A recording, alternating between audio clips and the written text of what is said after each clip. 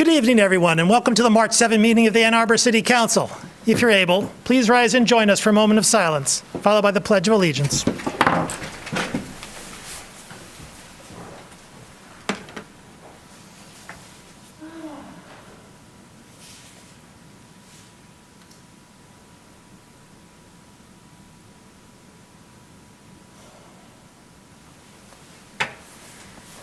I pledge allegiance to the flag of the United States of America and to the republic for which it stands, one nation, indivisible, with liberty and justice for all.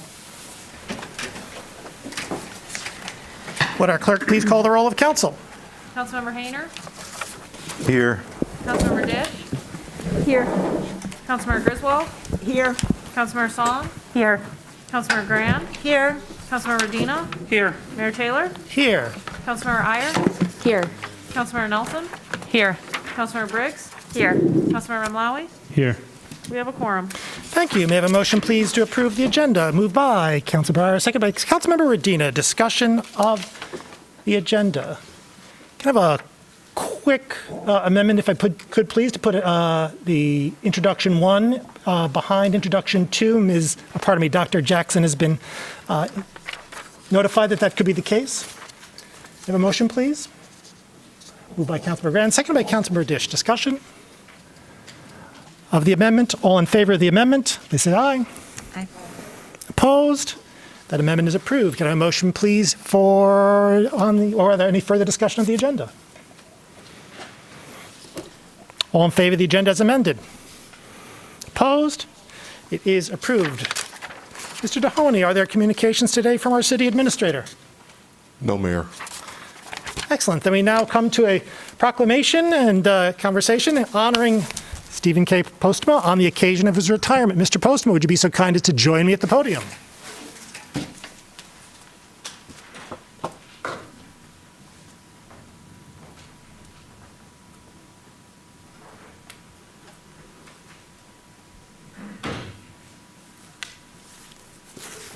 Mr. Postema.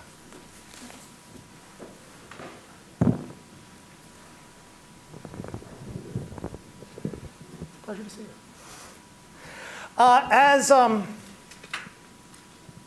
As folks assembled here in the room know, and as many folks in TV land and on the interwebs know, we are gathered here today on the occasion of Mr. Postema's retirement, here to celebrate his service and to listen to him at this podium one last time. Although I will say, I suppose you are always welcome here at public comment. And who could know what he would possibly say then, unmoored from duty. The service of Mr. Postema has been extraordinary over the course of 19 years.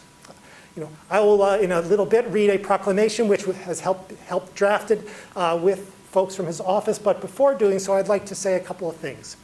The first with reference to that office. The city attorney's office we have here at the city of Ann Arbor is the envy of the state. And it is so because of the leadership, the extraordinary leadership. Ma'am, please. Because of the extraordinary leadership and devotion of its leader.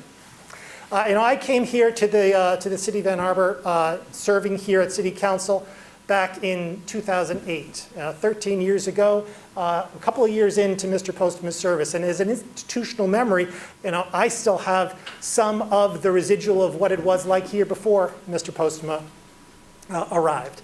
And he has constructed an office that is worthy of the city. He has constructed an office of attorneys who work incredibly hard in the devotion of public service, who are themselves individually and as a group talented and optimistic and engaged in making the community better. And that is a good. That is not just a good in and of itself. It is a good because, and this is something that Mr. Postema himself is so personally devoted to, public service. He is here because he's devoted to the city of Ann Arbor. He's here and has worked hard up for 19 years, working harder than he would elsewhere, getting paid less than he would elsewhere, because he loves the city. And he loves this city not because he is immune to our challenges, but because he embraces them, and because he is himself and has been personally committed and compelled to doing his part. For him, public service is an incredible, an important personal value, and it is indeed inspirational. And for me, finally, as someone who has had the opportunity to sit and listen to Mr. Postema here at my chair and from the podium, and to talk with him over countless hours in both his office and on the phone, I will say that that with Mr. Postema's retirement, I am losing, and I believe, as we all are losing, a true counselor and a friend, a person of wisdom and optimism and grace, a person who, in good times and in ill, focuses on what needs to be done in a way that is, that inspires me personally, and I'm confident us all to do better. And so with that, I'll just have my personal thanks, and I'll give a quick read. This is a proclamation honoring Stephen K. Postema on the occasion of his retirement. Whereas City Attorney Stephen K. Postema has served the City of Ann Arbor as a dedicated and exemplary public servant during his tenure at the city, and whereas Stephen K. Postema is an alum of Harvard University and graduate of the Wisconsin Law School, before starting his distinguished legal career, he was a partner, too, at the Bodman LLP, where he specialized in commercial and employment litigation and practiced regularly in the federal courts, the state courts, circuit courts of appeals, and received a distinguished Supreme Court brief award in 1998 for a Whistleblowers Act case that he successfully argued before the Michigan Supreme Court. And whereas City Attorney Postema began with the city in 2003, providing over 19 years of exceptional service to the City of Ann Arbor. And whereas City Attorney Postema has served as an election commissioner, civil prosecutor, chief legal advisor to 2 mayors, over 40 city council members, 5 city administrators, 6 police chiefs, 5 fire chiefs, 4 human resources directors, and countless untold service area administrators. And whereas City Attorney Postema has a statewide reputation as a municipal lawyer, having served on the board and as president of the Michigan Association of Municipal Attorneys, the past chair of the Michigan Municipal Attorneys Legal Defense Fund, and the recipient of the Outstanding Service Award from the Michigan Municipal League at its 2012 Capitol Conference for his work on the MMA's Legislative Committee, also having been selected as a leader in law by the Michigan Lawyers Weekly in 2013. And whereas City Attorney Postema's extensive legal knowledge, rigorous legal analysis, and advice, and his leadership skills have been a true gift to the City of Ann Arbor. And whereas under his leadership, the City Legal Department has established important legal precedent in both state and federal courts, his ability to attract, retain, and inspire staff, coupled with his effective management of litigation, will add to his legacy of superior service in the years to come. And whereas City Attorney Postema is the longest serving city attorney in the history of the City of Ann Arbor. Now, therefore, I, Christopher Taylor, Mayor of Ann Arbor, Michigan, do hereby recognize and thank Stephen K. Postema for his contribution and dedicated service to the City of Ann Arbor, and proclaim March 7, 2022 as a day to honor his retirement. I give you Mr. Postema.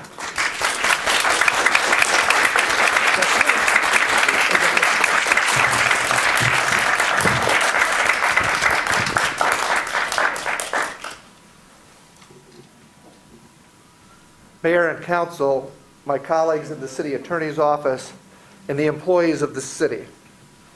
Usually when I approach a podium like this in court, I say my name and add on the phrase, "On behalf of the City of Ann Arbor." I always felt proud saying that tagline. Tonight, though, I'm here just on behalf of myself at my final council meeting. First, I want to thank my family. While I was preparing my application for this position in 2002, it was a very inconvenient time to switch jobs for a number of reasons. But my wife, Chrissy, had reviewed my materials and said, "I'm all in. You will get this job." That was nice to hear because she said this before I had even filed anything yet with the city.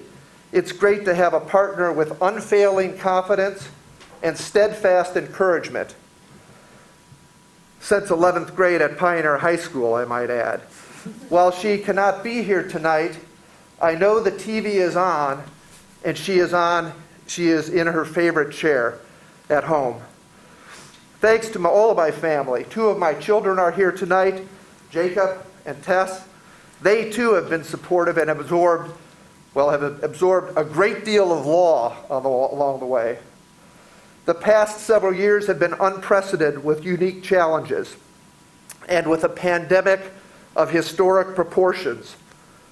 During this time, the city has persisted with providing services, and it has persisted precisely because of the employees of this city. And so secondly, I want to thank them, the city employees tonight. It has been an honor to work with you and provide advice and assistance. It is said that wisdom is knowing what to do next. Skill is knowing how to do it.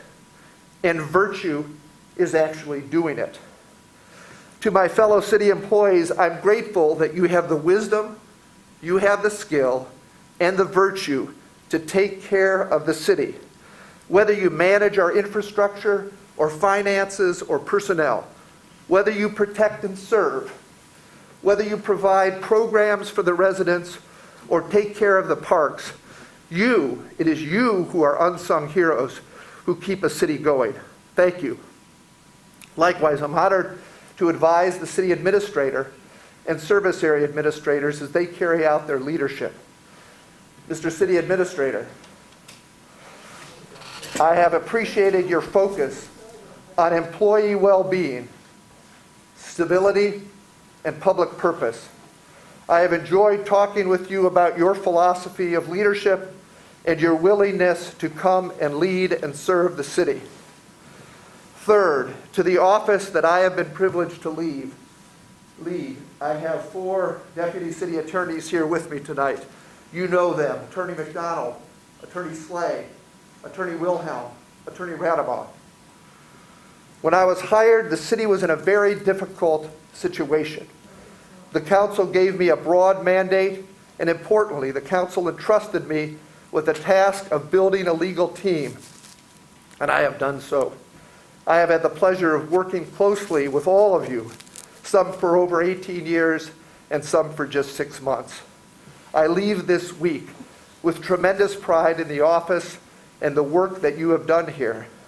I thank you for your knowledge, professionalism, and steady focus, despite all. The concept of a team has always been important to me, and you know this because we talk about it every week. The reason for this in our office, it is through respect for each other, through the ability to challenge each other, and through all of the shared vision that we do our best work. Team, you have advised me with clarity of thought, graciousness of concern, and generosity of time. And I have shared with the office before the old adage, we are what we repeatedly do, and excellence then is not an act, but it is a habit. Team, I know you will continue this habit of excellence, and I know that you already have and will continue to welcome and assist my successor, Adeline Carr, in this position. Lastly, to the City Council, I thank you for the opportunity to have served in this position for so long. I have had the pleasure of advising 2 mayors and over 40 council members. Council, all of the great issues of the day are before you. Sustainability, justice, infrastructure, racial equity, housing, never-ending social needs. Layered over all of this is a brooding sense of hopelessness that the pandemic has left as a rancorous residue. Leadership and wisdom will be needed to address these important issues. My hope is the council will face these challenges with patience and focus, and that council will act and deliberate out of service and understanding. And council, I leave you too with some words of inspiration, paraphrased from a great, great leader, President Obama. He said that our job as leaders is to make sure that even as you make progress, that you also are giving people a sense of hope and vision for the future. In conclusion, I stand here before you tonight with a sense of accomplishment, with the knowledge of the flow of history in this city over the past 19 years, with the knowledge of the work that was needed and which was done. And ultimately, I am here with a sense of optimism for the future. It has been an honor to serve the city, which has given me and my family so much. Ann Arbor, my hometown, and our city. Thank you.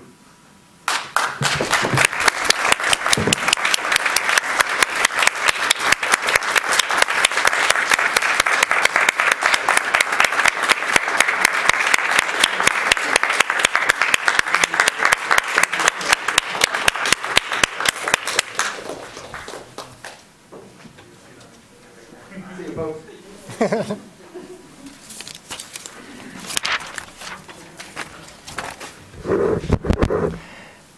Thank you, Mr. Postema. We now have a introduction from the chair of the Independent Community Police Oversight Commission, Dr. Jackson. Dr. Jackson, you have the con.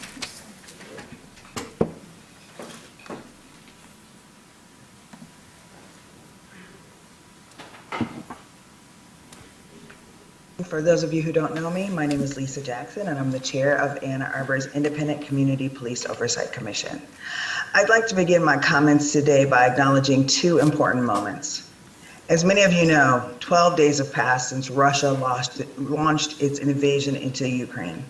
Right now, there appears to be a glint of hope, but we can't forget that this hope has been bought with the lives of those willing to fight for something bigger than themselves.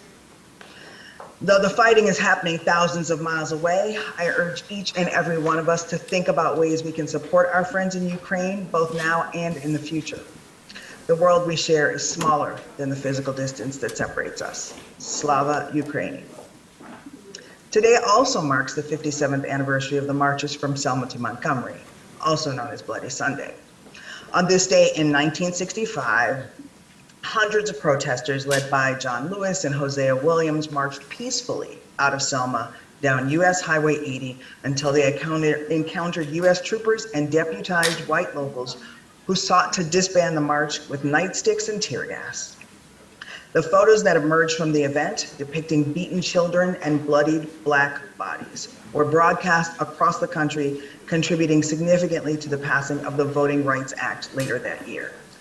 I'd like to ask all of us today, especially as we consider what's happening in the world all around us, to remember that even the smallest freedoms we enjoy today were won by the blood, sweat, and tears of those who wanted a better tomorrow. Moving on to ICPOC, I have a couple of updates. The first is that we're hosting a family-friendly youth forum this Saturday, March 12th, at noon in the Michigan League. We'd love for you to join us. The goal of the event is to give young adults in our community the opportunity to share their visions for what they'd like to see and what they'd like interactions with law enforcement and public safety to look like. The event was put together by our youth member, Micaiah Ship, and we also look forward to being joined by Councilmember Song and Vice Chair Francis Todoro Hargreaves. But we'd love to see more council members attend as well, and we'd love for young people and their parents and families to attend. Lunch is provided. We'd once again like to highlight the importance of allowing this commission to see complainants' names no matter where people's complaints originate from. For those unfamiliar with this issue, as things currently stand, ICPOC only has access to complainant names when people make complaints about the police directly to ICPOC, which is to say that when people file complaints with AAPD, the AAPD omits their name before sharing the complaint information with our commission. The police chief has expressed his desire to continue hiding these names because he doesn't want to feel like he always has oversight looking over his shoulder, meaning that he doesn't want to feel like ICPOC is actually doing its oversight job. The deputy city attorney has several times supported the police chief's obfuscation of this information, citing his discomfort. However, it's important to recognize that the police chief's discomfort has no legal standing. Thus, we have sought outside counsel, and the Michigan Civil Rights Initiative at the University of Michigan has studied the issue and believes that the AAPD's redaction of complainant names is not authorized by the ordinance that has started ICPOC, that there is no legal basis to obscure this information. Thus, I urge council to act on this matter and instruct the city administrator to have the AAPD begin providing this information immediately and retroactively. We'd also like to share that the collaboration with the Human Rights Commission and the Transportation Commission has resulted in work around traffic data transparency resolutions that will emanate from each commission. Our commissions will be asking City Council to make all traffic stop data public. This would greatly enhance communication and sharing of information between the AAPD and the community. To be clear, we are simply asking AAPD to continue to do what it has already done in sharing traffic stop data, but to continue to do it and to make the data available to the public.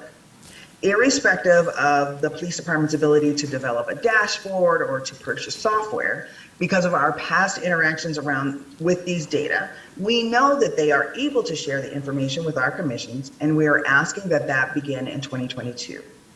Each commission will be voting on a final resolution at their next meeting, so council, you should expect to see them this month. ICPOC is really grateful to have been able to work with so many other commissions and learn from these commissioners' expertise, and we are already working on additional collaborations. Finally, we'd also like to share our enthusiasm for the results of the ARPA public engagement process and the funding allocation recommendation from the City Administrator's Office for an unarmed public safety response. As council is aware, ICPOC was noted in your resolution to explore the development of an unarmed response plan. And at our last meeting, our commission unanimously endorsed council's resolution to make clear how important unarmed response is to our commission. At that meeting, the police chief also expressed his willingness to work with any such unarmed response. This commission took our responsibility to your resolution seriously, and for over a year, our commissioners have been studying the issue, attending countless meetings in communities all over the country, albeit by way of Zoom. But we've also been talking to people who live and work in Ann Arbor. We've heard stories from teenagers who had mental health crises that were escalated by the response from armed officers. In one case, the young person reported the terror of having a gun pointed at her. Council, your resolution was clear. You stated that the presence of a firearm can give rise to a feeling of intimidation, that a substantial portion of injuries during engagement with law enforcement involve people with psychological disorders. And you pointed out that fatalities and injuries have occurred during calls where deployment of police officers was simply unnecessary. In the time since you passed that resolution, more and more research has emerged, and it's clear. Public safety plans with a variety of crisis responses, including unarmed responses, fare the best. In President Biden's State of the Union address, he said that there was no false choice between safety and equal justice. We believe that public safety should include the right tools for the right problems. That includes care for everyone. That includes dignity for everyone. Thank you. Thank you. If there are going to be signs, the signs need to be in the back, please. Please, observing distancing from sitting members of the public.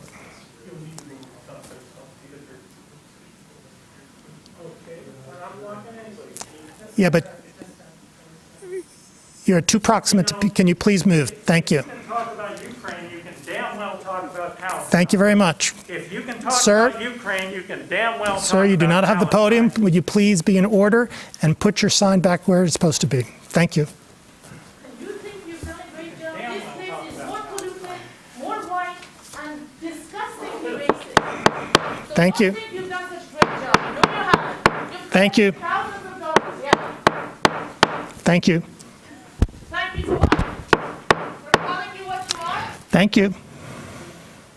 We now come to public comment reserve time. Public comment reserve time is an opportunity for members of the public to speak to council and the community about matters of municipal interest. To speak at public comment reserve time, one needs to have signed up in advance by contacting our city clerk. Speakers at public comment reserve time are not permitted to grant their time to others. Speakers will have 3 minutes in which to speak, so please pay close attention to the time. Here, for speakers in attendance, the time will be noted on the clock in front of you. For speakers on the Zoom, our clerk will identify when 30 seconds are remaining and when your time has expired. In each case, when your time has expired, please conclude your remarks and cede the floor. Our first speaker today is Pedals Sandcastle.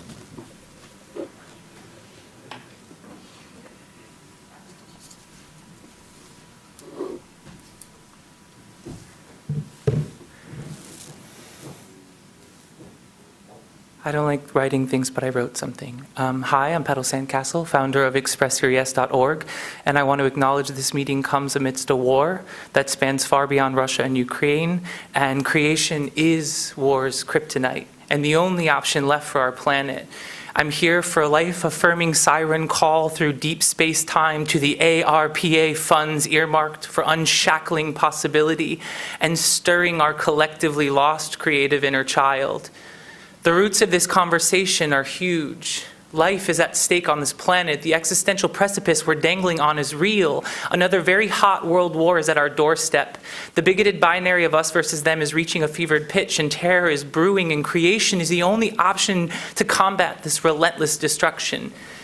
What is needed now more than anything is an equitable ecosystem with radically safe space to be seen and get said and cross-pollinate our ongoing experimentations. With a social safety net and a built-in flywheel UBI to live your why, something so inspired, so profoundly all-inclusive that it ignites our people and activates our insides and wipes poverty out. Not a handout, not welfare, not some BS savior complex legislation. $24 million is a lot of cucumbers, and that could be seeds for a self-regenerative blueprint offering a consistent public place to return to that speaks the language of our soul.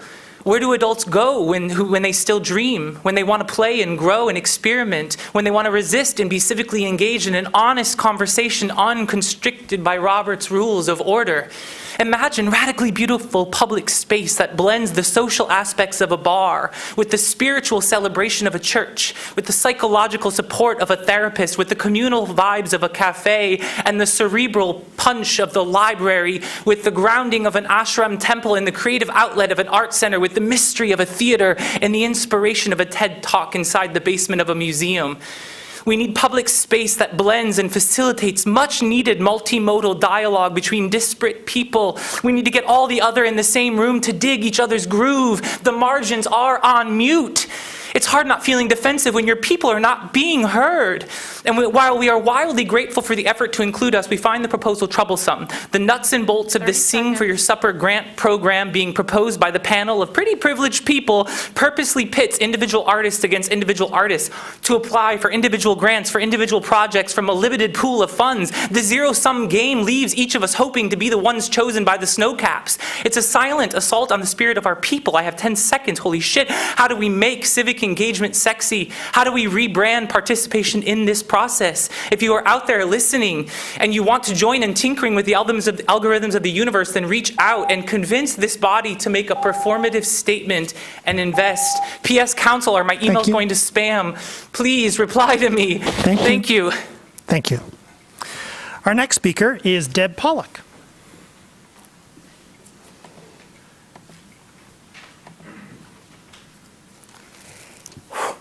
Okay. Mayor, Council, Mr. Mahoney, and City staff, I'm Deb Pollock, resident of Ward 5, and the Director of Creative Washtenaw, the local organization that supports and advocates for the arts and creative industries in this community. I'm here to speak about the proposed spending plan for Ann Arbor's American Rescue Plan Act, the ARPA funds. First, we extend our appreciation to the members of council, staff, and citizens who have expressed their support to include Ann Arbor's arts and creative industries in the city's funding plan. As they attest, the community values this sector, so integral to Ann Arbor's brand, economy, quality of life, and place. While glad that the city staff, having heard this community, recommends an allocation to the arts, we ask that the draft ARPA spending plan be revised to refine the amount, purpose, and eligibility before it is finalized and put to vote. We want to work with council and staff to create a plan that meets the intent of ARPA and extends COVID relief and recovering support to Ann Arbor's artists, creative workers, businesses, and organizations. As drafted currently, the proposal recommends that artists only are eligible and that direct payments to artists rather than to arts institutions, nonprofits, or businesses be made so artists may pursue an artistic endeavor that would be displayed or performed in the city of Ann Arbor. First, the arts and creative industries are an ecosystem that requires collaboration between institutions, nonprofits, businesses, artists, and performers. Consider the resident artists and production staff who were put out of work when Wild Swan Theater, one of Ann Arbor's oldest and finest companies producing accessible theater for children, could not hang on and instead closed their doors permanently. Second, COVID shut down Ann Arbor's arts and creative infrastructures in part or in total for more than 2 years. Eliminating our organizations from the ARPA plan means recovery remains elusive. Last, as proposed, Ann Arbor is requiring artists to sing for their supper and produce new works to projects to present in Ann Arbor. This means they must spend funds on projects, not on recovery, not on the replacement of lost income or reducing debt or investing in new skills training. I am loath to say this, but imagine requiring the homeless or coordinating funding ARPA recipients to provide a city service or produce a project in exchange for their support. Instead, we advocate for the city to use Creative Washtenaw proposed plan as its guide. Ann Arbor's arts and creative industries are a mature and professional business sector. These artists, creatives are professionals and industry experts who lead the sector locally, nationally, and internationally. They know we know our business best. Let's work together to keep the greater Ann Arbor area one of Michigan's strongest and most vibrant arts and creative industries hubs. Thank you. Thank you. Our next speaker is John Nemiak.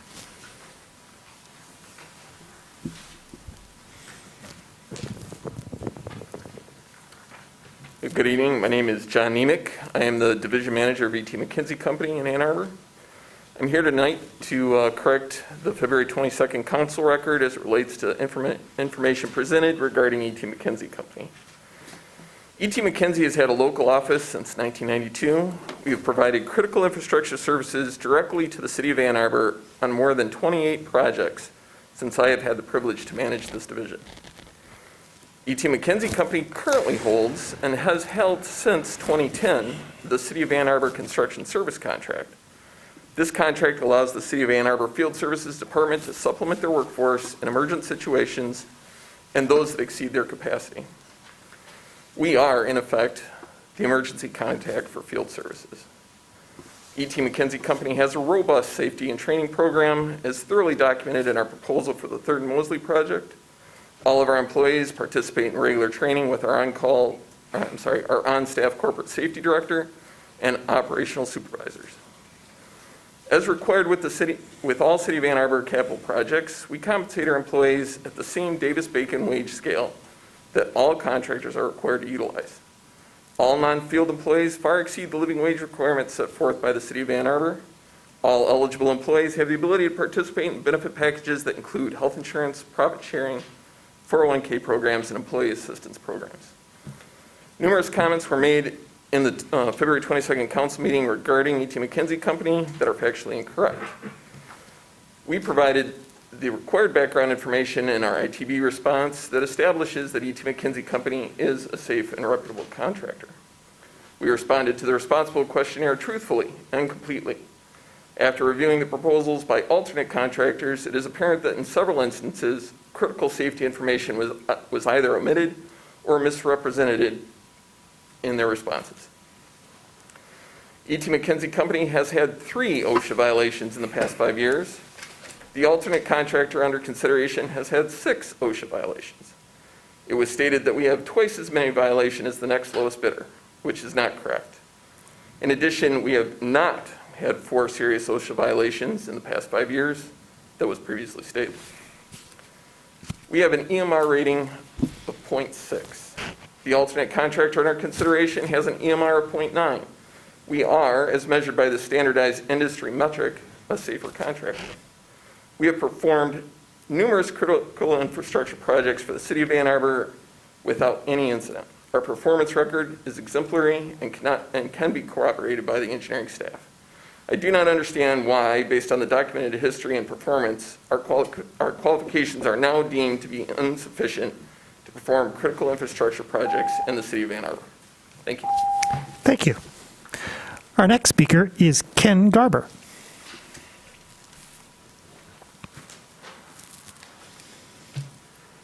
Thank you. I'm Ken Garber. I appreciate the chance to comment on CA6, the Sartorius Industrial Development District. I support it. Sartorius can help revitalize this underutilized research park and will bring good life sciences jobs to Ann Arbor. But at some point in this process, we should secure a commitment from the company to minimize building greenhouse gas emissions on these 5 lots, totaling 17 acres. As you know, Strategy 2, Action 1 of the 820 Climate Plan includes the following assumption, quote, all new residential and commercial buildings are designed and built to operate without the use of natural gas, unquote. There will be gas heating in the first Sartorius building at 3874 Research Park Drive, just approved. The air exchange requirements of its lab spaces dictate gas. Fine. But for later buildings on this site, in exchange for this tax exemption, Sartorius should conform with 820 and go with geothermal or with air source heat pump VRF systems. Or, if not, remit a portion of its tax break to the city for climate action purposes. That could be the social cost of carbon, which the Biden administration recently set at $51 a metric ton. Sartorius, to its credit, chose Ann Arbor when it could have located in the Pittsfield Township Industrial Park, where taxes are lower and amenities are more abundant. We want to reward them for that. But taxpayers may be giving up a lot here. I may be misreading PA 198, but it looks like we will cut Sartorius' taxes in half for up to 12 years.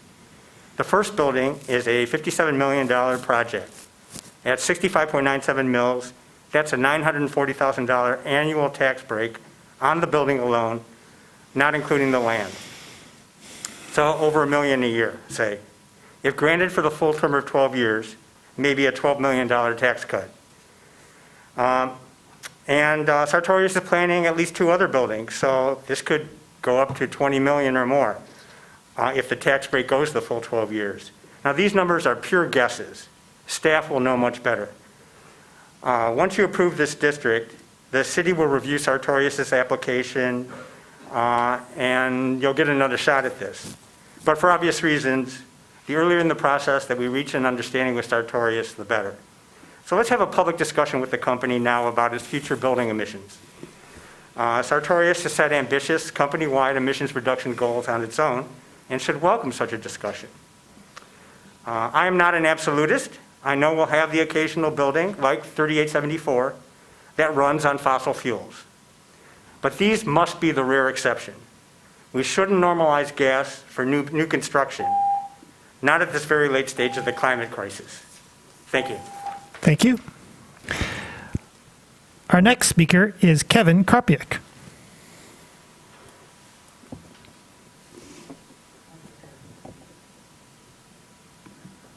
Mayor, Mr. Karpiak is on the line. Mr. Karpiak, you Hello. can go ahead. Hello, my name is Kevin Karpiak. I and 3 generations of my family live in the 5th Ward, where we benefit from the City of Ann Arbor's long tradition of forward-thinking investments in education, housing, libraries, recreation, and all the other social services that help make our lives safe and Ann Arbor such a wonderful place to live. For that reason, I was moved to call in today to voice my adamant support for the way the city administration has indicated a continued investment in such values through its administrative memo recommending spending priorities for funds allocated through the American Rescue Plan, represented by item AC1 on today's agenda. In particular, as a member of the Coalition for Re-envisioning Our Safety, otherwise known as CROWS, I was thrilled to see the high priority the memo afforded the development of an unarmed response program here in Ann Arbor.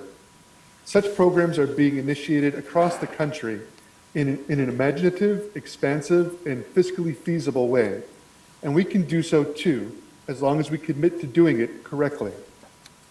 It has perhaps become cliche to point out that budgets are, in fact, moral documents, but this does feel like an important moment to remember that fact. I am glad to see Ann Arbor pledging to allocate real resources to a forward-thinking program that harbors the potential to safeguard the well-being of the most vulnerable among us. I would also like to point out that the specific timing of this investment at this moment through ARPA funds is especially crucial in that it will assure Ann Arbor's program is well positioned for long-term success.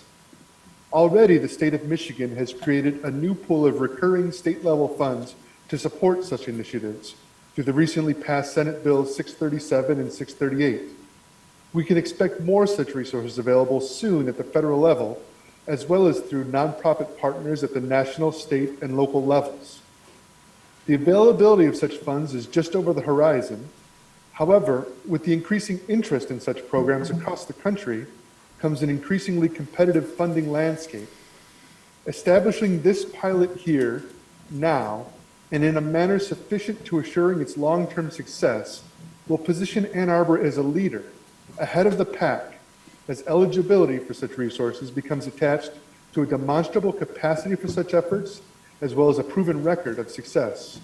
30 For seconds. that reason, I applaud the city administration for its forward thinking, as well as its belief in and care of our community, and encourage city council to join in that shared effort by confirming the budget allocations for unarmed response as outlined in the city administrator memo. Thank you. Our next speaker is Honian Pham.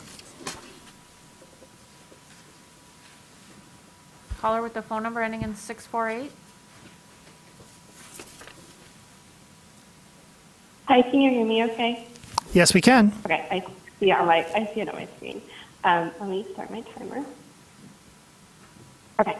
Hi, thank you so much for allowing me to speak today. My name is Honian Pham, and I currently live in Ward 3, but I'm born and raised in Arborite.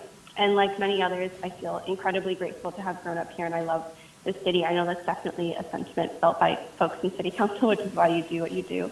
And it's also for this reason that I've been a community organizer for the past 7 years or so, most recently as a member of the Coalition for Re-envisioning Our Safety, or CROWS.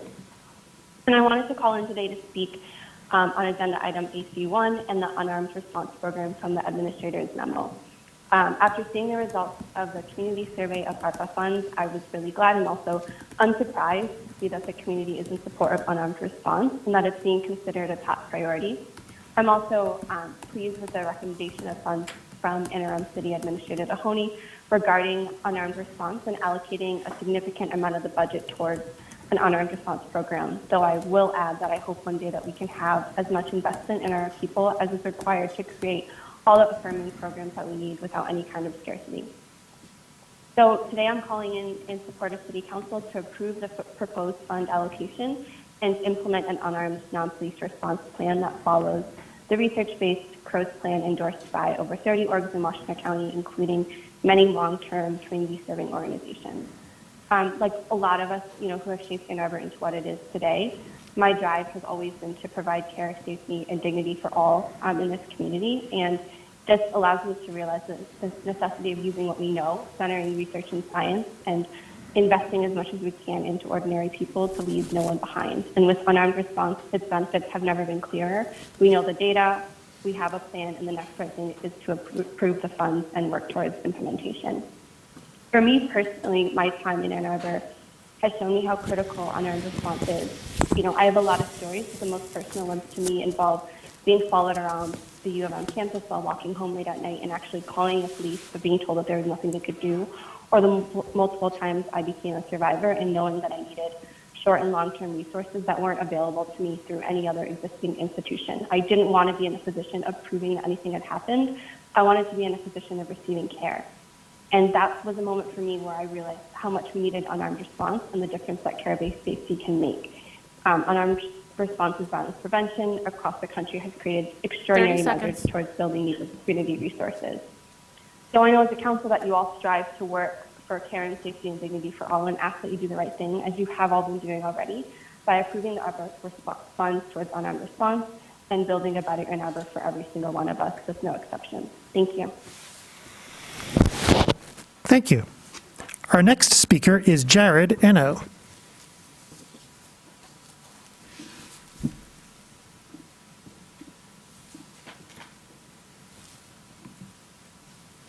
Caller with the phone number ending in 467 can unmute your phone by pressing *6. Can you hear me now? Yes, we can. Okay, awesome, thanks. Hi, my name is Jared Eno. I live in Ward 5 here in Ann Arbor. I'm a grad student at UM and a member of the Graduate Employees Organization. I'm speaking with you today about agenda item AC1. I want to express my enthusiastic support for funding the Unarmed Response Program, and specifically to implement the program that the Coalition to Re-Envision Our Safety has put together. I was really happy to see that so many people supported the Unarmed Response Program in the ARPA budgeting exercise. As Mr. Mahoney wrote in his memo to you all on City Council, the exercise showed that the program is a high priority for the community, along with critical investments in housing and water line replacement. That result makes total sense to me because I think CROWS has been doing really incredible work. I hope that you all had a chance to attend or watch the recording of CROWS' recent public forum, which I found really powerful. They're engaging the community, they're doing high quality research, and they're rightly committed to making our community safe for all people, particularly Black, Brown, disabled, and neurodivergent people, as well as the unhoused. And as a GEO member, I'm also proud that our union has endorsed the CROWS plan, along with over 30 other local organizations. I have called 911 twice in my time in Ann Arbor. Once was for a white woman who collapsed on the sidewalk downtown. In that case, an ambulance came quickly and the EMTs were very helpful, and she got good help. The second time was for a Black man who was having a mental health crisis. He wanted to go to the hospital, and I was afraid that I wouldn't be able to get him there fast enough, so I called 911 to try and get an ambulance. Instead, a single police officer showed up with no ambulance. When I saw the officer, I realized that I had potentially made the situation much, much worse. Luckily, the officer did not escalate things, but instead of getting this man to the hospital immediately, we had to first manage the police officer's questions and convince them that they didn't actually need to be there, which they didn't. The policewoman didn't end up helping anybody. She only brought a gun and potential escalation into what was already a scary and difficult situation. 30 seconds. So obviously, an unarmed, non-police response would have been extremely helpful in that situation. And this is why I'm so happy that you will be doing the right thing by approving ARPA funds for an unarmed response at or above the requested amount of $3.5 million, and then working to implement the CROWS plan. I really do believe that it will help build a better Ann Arbor for all of us. Thanks very much. Thank you. Our next speaker is Lee Roosevelt.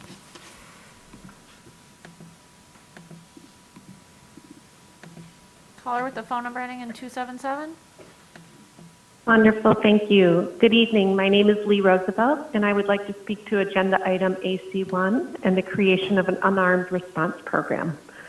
I work as a nurse midwife in Ann Arbor and have lived here for almost 30 years. I'm also a co-leader with Then the Arc Jewish Action of Greater Ann Arbor and president of the Michigan affiliate of the American College of Nurse Midwives. My most important role, though, is a mother of a young autistic child. And as many parents of autistic children can attest to, I have a lot of fear for his potential future interactions with the police if they are called by strangers who may not understand him or his behaviors. It was so reassuring to see the overwhelming support for an unarmed response program in Ann Arbor. I also had the opportunity to attend the community meeting organized by the Coalition for Re-Envisioning Our Safety, or CROWS, and was thrilled to hear Interim City Administrator Mahoney express strong support for the CROWS model of unarmed response. My hope is that City Council will approve the funds and implement an unarmed non-police response plan following the CROWS plan endorsed by over 30 organizations in Washtenaw County. My work as a nurse midwife with young families has shown me how critical unarmed response is. As healthcare providers, we are continually trying to figure out that gentle space of connecting families with needed resources when there are complex and challenging issues at play. We are frequently in the position of needing to call for wellness checks for some of our most vulnerable patients. These same patients are often the ones who have tremendous fear of the police, and having an armed police officer show up at their house would feel extremely threatening and often worsen the situation that we needed a wellness check for in the first place. Having an alternative number to call that is outside of the purview of the police would be an incredible resource for us to connect our patients in crisis with needed resources in our community without increased exposure to the carceral system. Thank you so much for engaging in this important and very evidence-based work. I know as a council that you all strive to work for care, safety, and dignity for all. My hope is that council will approve ARPA funds towards unarmed response and to work to implement the CROWS plan to build a better Ann Arbor for my family and for my patients. Thank you very much. Thank you. Our next speaker is Alex Lowe.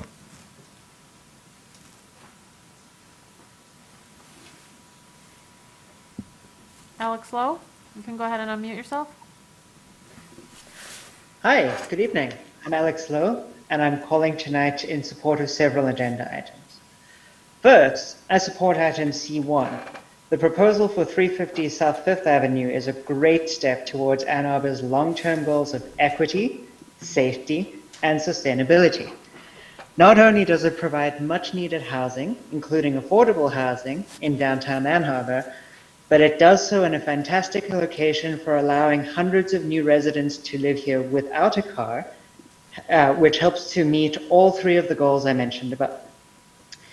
On an equity front, the affordable units will help provide people who would be unable to live in the city at all with this opportunity, with the additional opportunity to save thousands of dollars every year in costs like gasoline, insurance, and worst of all, unexpected car maintenance. For sustainability, both the stringent IECC zero code requirements and the active transportation and public transit focus of this building allow for reduced energy use and less pollution in our beautiful city. With safety in mind, the residents of these towers are far less likely to contribute to the tens of thousands of automotive-related deaths in America every year. My only wish is that instead of doing this as a one-off, the City Council would modify the D1 zoning category to be able to achieve these goals on its own. On the topic of zoning, I am also in support of C2, the plan to rezone the area around State and Eisenhower as a transit corridor district. While I wish the City Council wouldn't be so timid as to only rezone the small area when large swaths of the city could benefit from TC1, I nevertheless look forward to seeing this desert of empty parking lots turned into a lively, productive place that generates so much needed tax revenue for the city.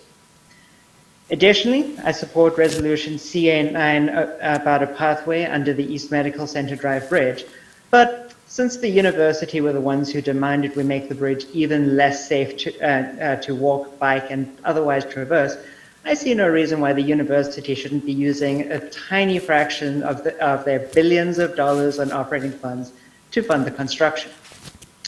All these are necessary, but not sufficient for the complete implementation of Vision Zero, which, along with the response program so eloquently supported by Dr. Jackson and so many others, form the two most important ways, in my opinion, to spend our ARPA funding. Thank you. Thank you. Our next speaker is Michelle Hughes. Michelle Hughes? Hi, this is Michelle Hughes, and I am calling. There's a lot to be excited about on the agenda, but I first wanted to talk about the upzoning the 68 parcels to TC1, and I'm excited about that. Please definitely do that. we need housing, we need lots of it, and we don't need more cars. We don't need to put more traffic on the road. We need to take traffic off of the road. We need to take cars off of the road. We need to give people an opportunity to live here as people and not as car owners. And the more people have that opportunity, the greater the city will be. So, yeah, this is going to be real exciting. I do wish that more properties were being upzoned all at once. If we could do all of the, if we could have done all of the TC1 districts at one time, that I think would have been better, because it would have eliminated the unfairness problem where some owners get a boost in their property values and the other ones don't. But also I'm worried that like the more time we spend to create all of these TC1 districts that we intend to create, I'm worried that the more time we spend doing that, the more likely it is that a car-based development is going to get in there into one of those zones and stick us with a new parking lot and a new car-based use of a property for decades and decades of missed opportunities. So definitely do this one tonight, and I hope that we can do the rest of them quickly and all at once. I also wish we could zone other types of properties for higher density living. Like, for example, I live in a neighborhood where a lot of the properties are R2, and you could theoretically build duplexes here, but since this neighborhood was built, we demanded increased setbacks, and so you can't actually build duplexes on any of these properties anymore. So I hope that we could come up with a way to reduce setbacks in neighborhoods like this, because right now in my neighborhood, there's a lot of times, anytime a house comes up for sale, it just gets torn down, and then a big, giant single-family home gets built there. And that seems like a big waste to me, because for the types of money that those things go, 30 seconds. those aren't very affordable. I would rather see lots of duplexes or triplexes or quadplexes. I want more neighbors who don't have to spend as much money to live here. So I hope that's another type of thing we can handle, and maybe even disallow single-family zoning to be all at once. That would be great. Thank you. Thank you. Are there communications today from council? Councilmember Griswold. Thank you. First, I want to talk about information at the city. Information is continuously corrected within city operations. One example is a summary of the East Medical Center Drive Bridge. I brought the discrepancy to staff's attention, and it was immediately corrected. Today, I requested a form, and staff immediately asked for clarification, and I corrected my mistake.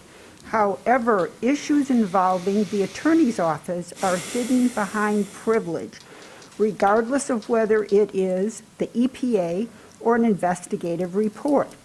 I believe we must always strive for honest, accurate reporting, and I will not be stopped by this ongoing obstructionism. I'm also very pleased to announce that the resolution regarding housing for U of M students and employees is progressing well through the commissions. This month, it will be back to the Energy Commission for second reading, and hopefully the Environmental Commission. A student is planning a community engagement event on the U of M campus, date to be determined, but definitely before exams. And I expect the resolution will be back before council following our budget process. Thank you. Got Councilmember Hayner, Dish and Song. Councilmember Hayner. Well, thanks, Mr. Mayor, and thank you to Councilwoman Griswold for reporting back from the commission about that resolution. It was actually on my list to ask, because this council communications time is supposed to be used for reporting back from boards and commissions. When something was referred to a commission, we're actually obligated by the rules to report back at the first meeting after that meeting of that board or commission. So I really appreciate that. I'm looking forward to having that come back. I want to quickly thank the Ann Arbor Police Department and Ann Arbor Fire Department for their we had a woman in our neighborhood we had to do a wellness check on, and I really appreciate you guys showing up and with the care that they took and getting my elderly and infirm neighbor some help.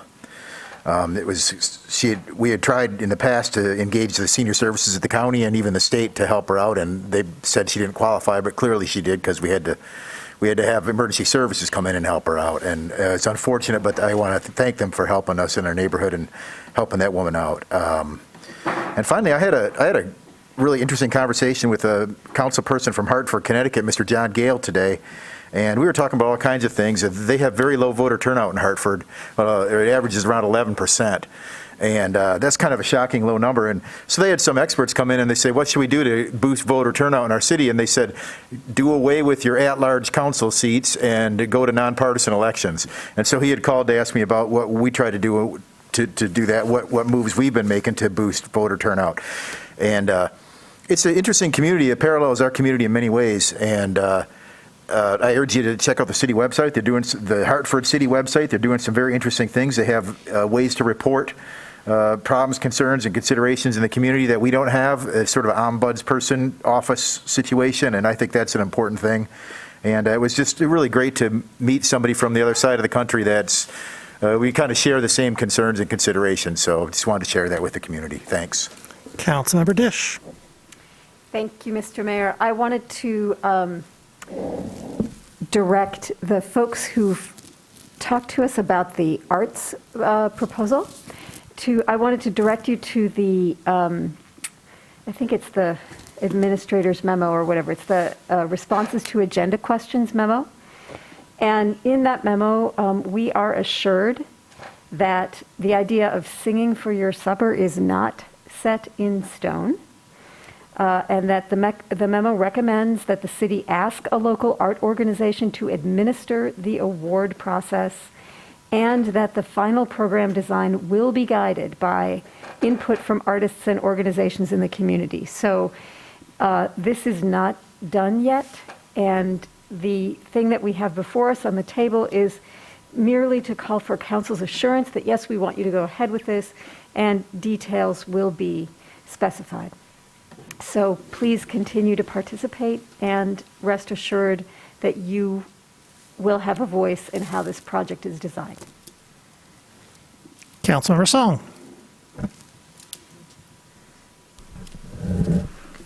So on the heels of Attorney Postema's retirement, there's an additional retirement in our community. That's Library Director Josie Parker, after 20 years of service. I hope council members in the community will join me in wishing her well. She has, the reason why Ann Arbor is ranked as one of the top library systems in the country is largely due in part to her work.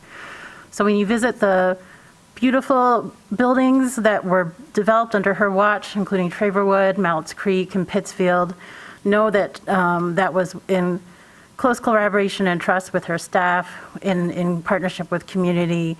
And I think it's an inspiration to the rest of us and other entities and locally as to how we can function with strong leadership, real care, and enthusiasm for what's possible here in our community. The downtown library draws 3,000 to 5,000 visitors over a course of a weekend when there are events there. The library is the center and heart of our community in so many ways. So please, if you see Josie Parker, please wish her well. The other thing is, I am organizing a town hall on ARPA funding with Congresswoman Debbie Dingell on the 17th.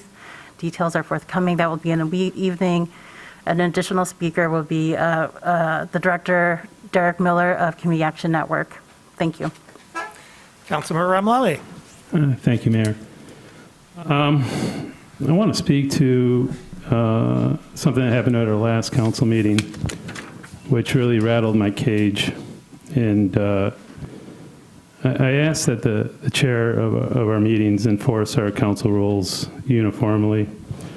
We did adopt a new set of rules in October last year that were ratified in October.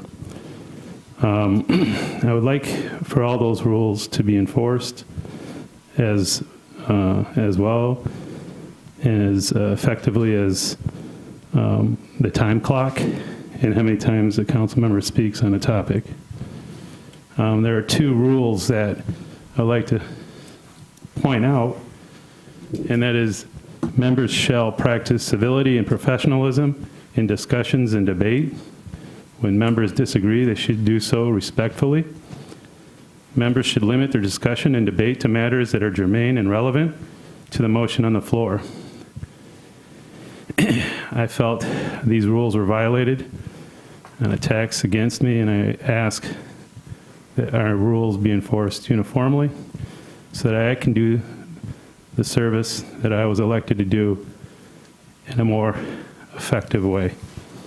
It's a disservice to my constituents and myself when I can't think clearly, and I'm being attacked. Thank you. Further communication from council. Councilmember Grand. Thank you.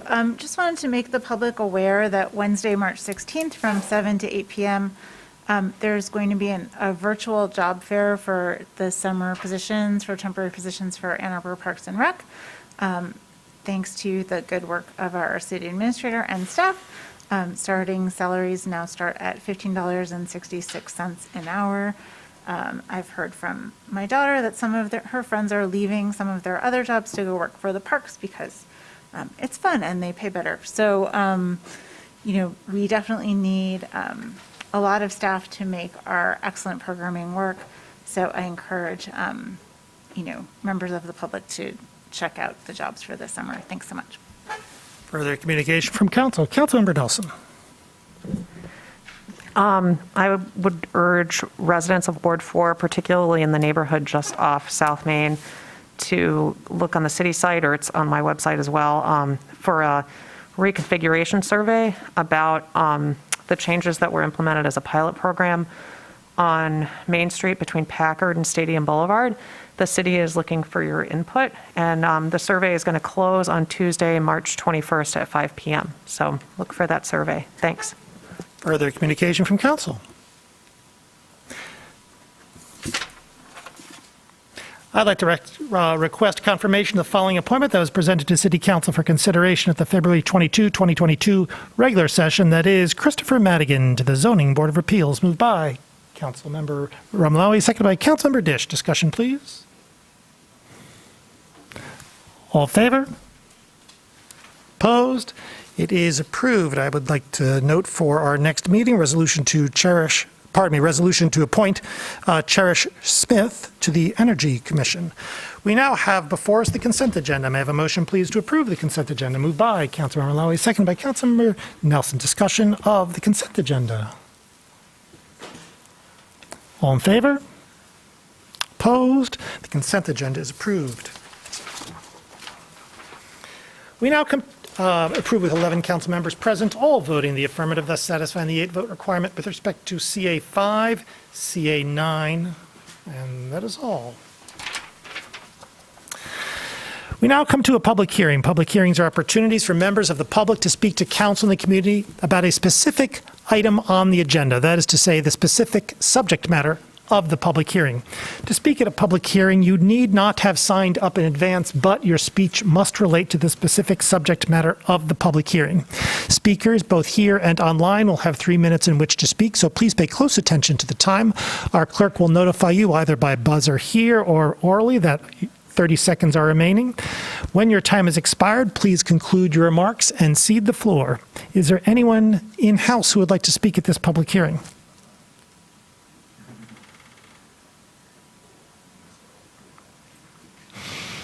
Seeing no one, is there anyone online who would like to speak at this public hearing? To indicate that you wish to speak at a public hearing, please raise your hand by entering *9. *9. Mayor, I don't have anyone on the call for this hearing.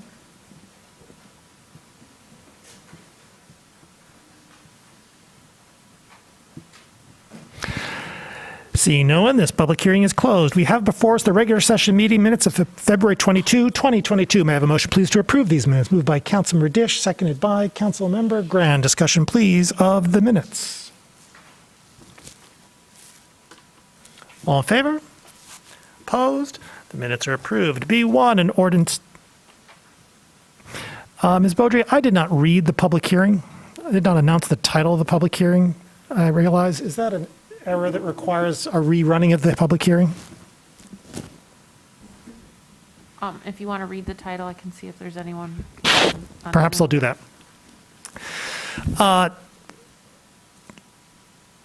So let us, so for folks in-house and thinking at home and watching at home, I neglected to read the title of the public hearing, and so wishing to ensure that anyone who's interested has an opportunity to speak, let me read the public hearing. Public hearing number 1, an ordinance to amend Chapter 18, Employee Retirement System, Section 1605, Title 1 of the Code of the City of Ann Arbor to allow forfeitures to cover reasonable administrative expenses. Is there anyone who would like to speak at that public hearing subject to the rules previously discussed? Anyone in-house who would like to speak at that public hearing?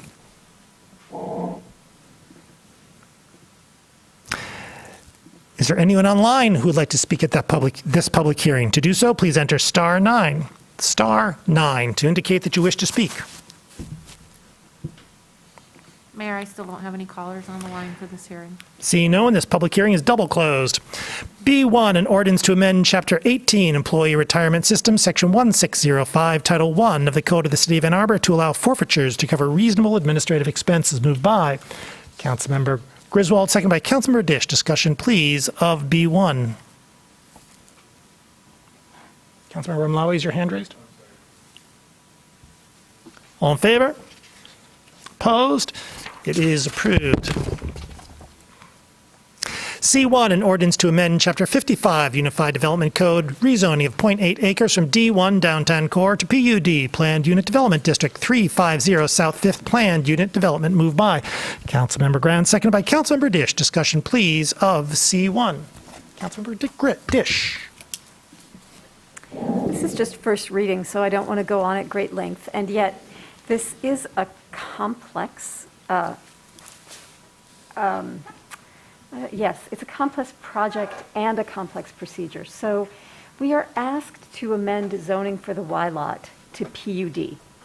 There is no site plan as yet, and that's what makes it a little bit unusual and maybe confusing. And the reason there's no site plan is because there's no developer as yet. But don't think that this is a blank canvas. Approving the terms of the PUD at second reading in April means that whoever agrees to develop the project agrees to have two distinct towers that together must provide a minimum of 100 affordable units and may provide up to 370 dwelling units total. Parking minimums for this site are waived, and the buildings will be built as fully electric and energy efficient. There will be, so we are referring to these two towers as the affordable phase and the market rate phase. The affordable phase will be constructed first. The market rate phase will be constructed either second or alongside the first phase. And that first phase, the affordable phase or West Tower, will be 100% affordable, however many units it turns out to contain. The East Tower is proposed as mixed income housing, and it must have 20% of the units affordable and 80% being market rate. The affordability requirement can be met with units provided on-site or with payment in lieu.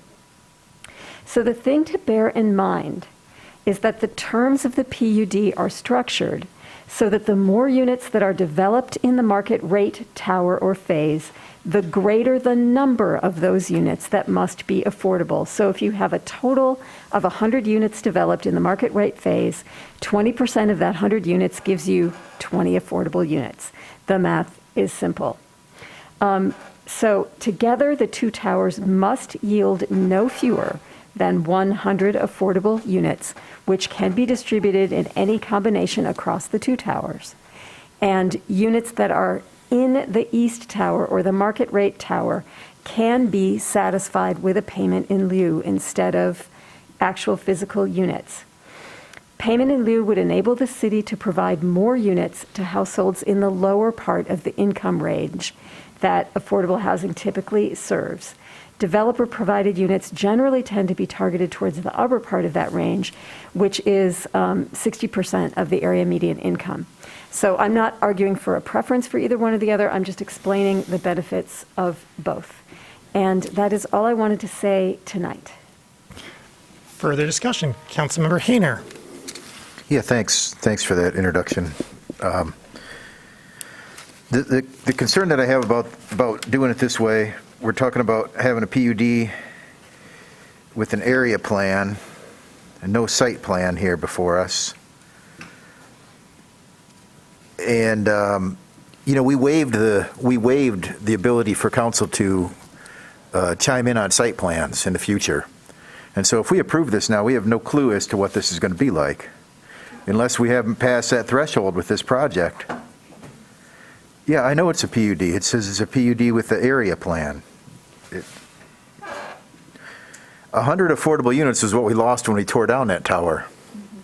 So all we're doing is making ourselves whole. There's no net gain on this project as it stands before us. It went from a city-owned property that we can do whatever we want with it to a potentially to a kind of pre-entitled public-private partnership where we're only guaranteeing the replacement of the 100 that were lost when that building was torn down. So from my accounting, there's no net gain. It seems like we're using a PUD to create an excessive height situation outside of the D1 zoning. So I'm in favor of this. It doesn't go far enough as far as I'm concerned. It's a city opportunity to do whatever we want to do with this city land. And it scores extraordinarily high on its ability to qualify for affordable housing partnership dollars, state and federal dollars. And I don't think we're taking advantage of that on this site. I don't think we're doing enough with this site. And so I will be the lone person likely not supporting this because it doesn't go far enough. And it's using a PUD without in my consideration, a true and whole public benefit. So. Councilmember Griswold. Yeah, I've read through the language, and I was also consulted by an attorney who's familiar with real estate law, and his concern is that we may not get 100 physical units, and so I want to know how we could simplify this language, because I know it's a complex problem, but it seems a bit convoluted. And in one place, we're saying 100 units, but then the East Tower, 20% need to be affordable, but they could be payments in lieu. So the question for staff is, could we end up with less than 100 units of affordable housing on this site? Mr. Mahoney? I believe Mr. Delacourt's available for this item. Thank you. Mr. Delacourt?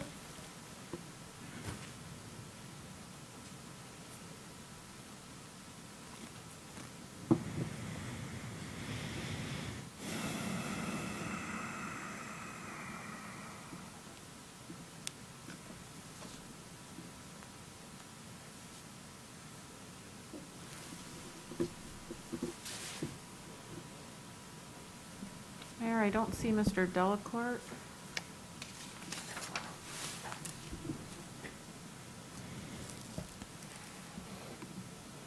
Well, I can follow up with the email to staff. I'm old enough to remember the units at the Y. My oldest son was taking swimming lessons down there when there were still 100 units of affordable housing.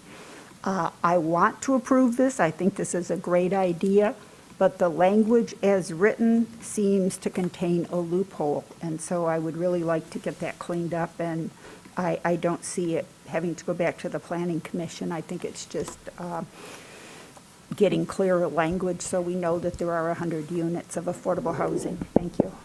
I do have Mr. Khan on the line. Councilmember Griswold, you have a little more time on yours. Do you want to hear from Mr. Khan now or later? Mr. Khan. Now would be good. Thank you.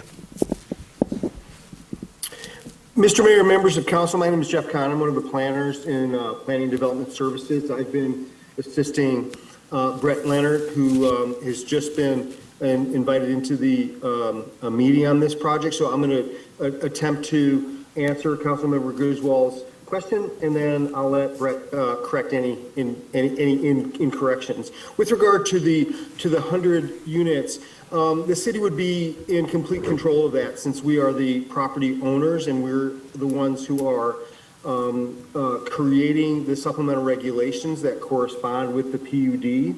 So as a minimum, we are looking for 100 units of affordable housing, at least 90 of which is my understanding would be constructed in the West Tower, or the 100% affordable tower. I see Brett has joined us, so let me see if Mr. Leonard has anything he would like to add. Yeah. Good evening, Mayor and Council. I'm Brett Leonard. I'm the planning manager. I want to clarify that. So I would agree. The supplemental regulations do not require that 100 units be constructed on this lot. They do provide that 100 units will be provided, and that could occur with a blend of both housing units provided on site and fee in lieu. If the council was desirous to eliminate that as an option, it would be modification to the affordable housing provisions to just to require all units to be provided on site. The intention of this, and it would be a question as well to the petitioner of the Housing Commission, was that, as noted in the introduction to this, subsequent to the consideration of regulations, we will be seeking, the Housing Commission will be seeking a partner developer. And frankly, this provides flexibility. It provides flexibility and options to potential partners to explore either the provision of units on site or through fee and lieu. But your review is correct. It could be provided in blend under the current. Councilor Grant. Thank you. I want to thank staff for, this is a project that's a long time coming. I think many of us can remember the affordable housing that was at the actual Y when that was on the Y lot. But this is just an incredible opportunity, and I'm so pleased to see this coming to fruition after all these years of wanting to develop housing on city-owned sites. I do just want to reassure the public that because this is a PUD, that council will be approving any site plans that come forward. So we will have multiple opportunities for council oversight as well as public input into this process.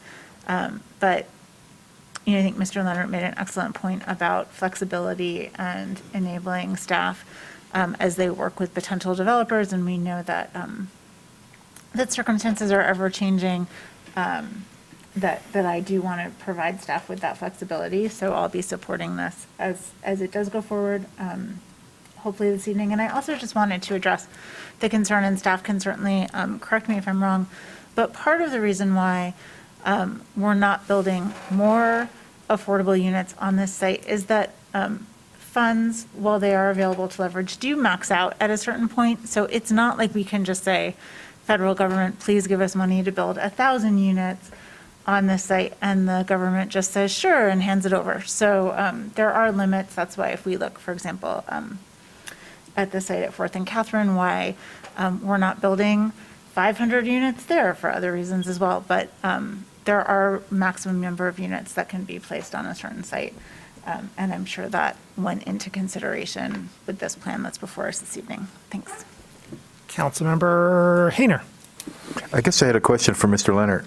So every PUD rezoning that's come before me since I've been on council has either been tied to a site plan or an area plan as it is rezoned. So how are we allowed to use a PUD in this case if there's no, are we asking for a site plan or an area plan, or just this conceptual drawing along with the PUD and like a good faith estimation that some developer is going to come in and say, oh, I already got a PUD sitting here. Now I'm going to tie a site plan through it, hope for approval. How is it that we can rezone to a PUD without it being a site plan? I thought that they were connected together as part of that ordinance.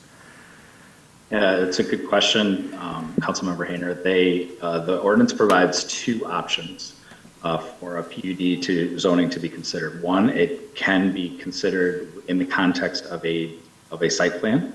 And if that happens, that site plan would have all of the, if approved, it would have all the benefits of a typical site plan for enabling to move on to permitting.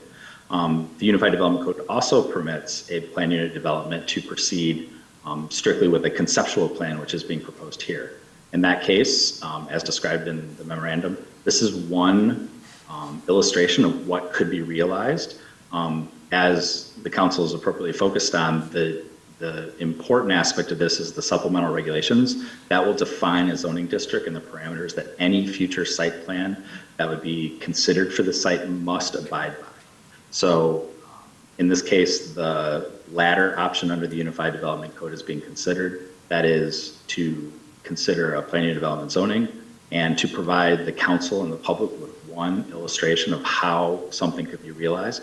But to be clear, it also provides flexibility for other scenarios, but they still have to abide by those zoning regulations if adopted. Councilor Griswold.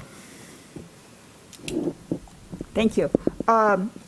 I want this project to succeed.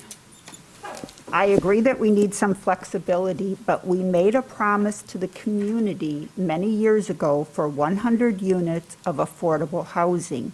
And the way the language reads, it gives some members of the community the impression that we're trying to get out of that commitment.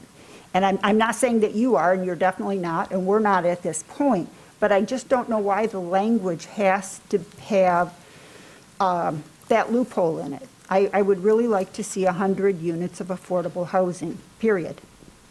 And I don't think that's unreasonable. This is prime real estate. The city owns it. Great location. So that's all I'll say. Thank you. Councilmember Ramlawi. Thank you, and I appreciate the conversation around this here tonight.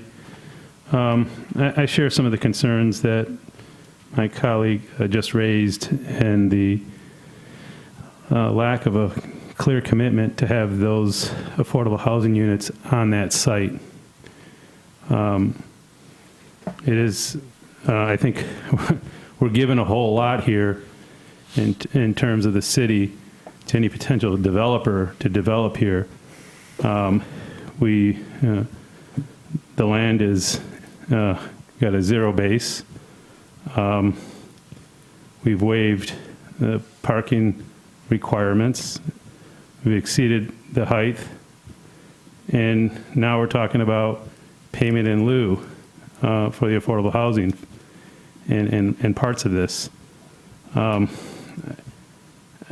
appreciate the flexibility, but I think we've gone well above and beyond in many ways that wouldn't require that payment in lieu. I know it's just first reading right now. If this were to come back in April and an amendment was proposed to strike parts of Section G, would that kick this back down to first reading again? From my perspective, it would not. The benefit would be similar. There would be 100 units minimum specified. They would be maintained to be specified. From my opinion, you would be sort of setting a higher standard than a lower standard to the proposed regulations. So that gives me a little bit of comfort in supporting this here tonight. I do plan on bringing an amendment to strike that at second reading, because I think it's important that this part of the community has as much affordable housing as possible, especially on a city-owned site next to the Blake Transit Center. Simply displacing folks who need affordable housing to other parts of the city, I think is a disservice. And I think it's not honoring prior pledges and commitments and other goals that we have. I'd like to see those affordable units there at 350 South 5th and nothing less than 100. Thank you. Councilmember Dish. Oh, I'm sorry. Mr. Leonard, I wondered if you could clarify, what is the maximum number of units that we can use low-income housing tax credits to build in the affordable phase? Well, from a supplemental regulations, there's no maximum on the number of affordable units, but if I could, I would defer to Director Hall to address. I believe there is there are sort of sweet spots, if you will, for low-income housing tax credit applications, and I'll defer her to address what that range means.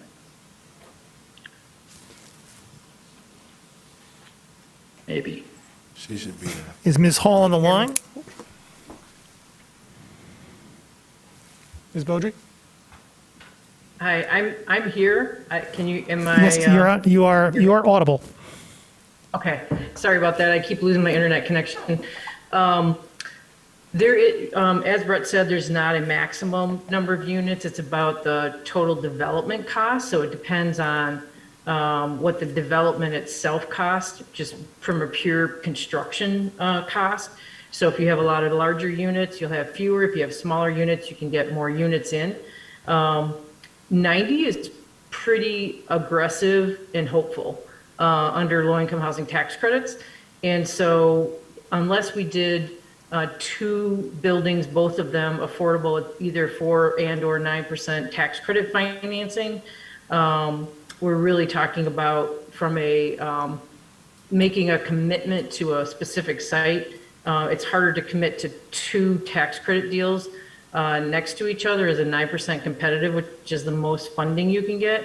But we could potentially do a combined 9% tax credit competitive with an uncompetitive 4% deal.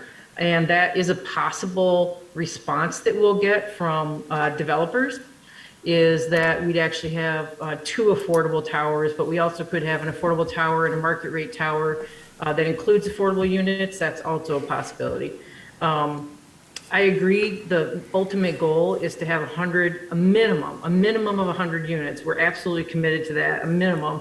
And it's really to ensure the project gets built, to give the flexibility for the market rate side, because they're going to be carrying a large part of the burden if that's the route that we end up taking to make the project happen and to cover our costs thus far. Thank you. Councilmember Adina. Thanks. I actually also have a question for Jennifer Hall, if you're still available.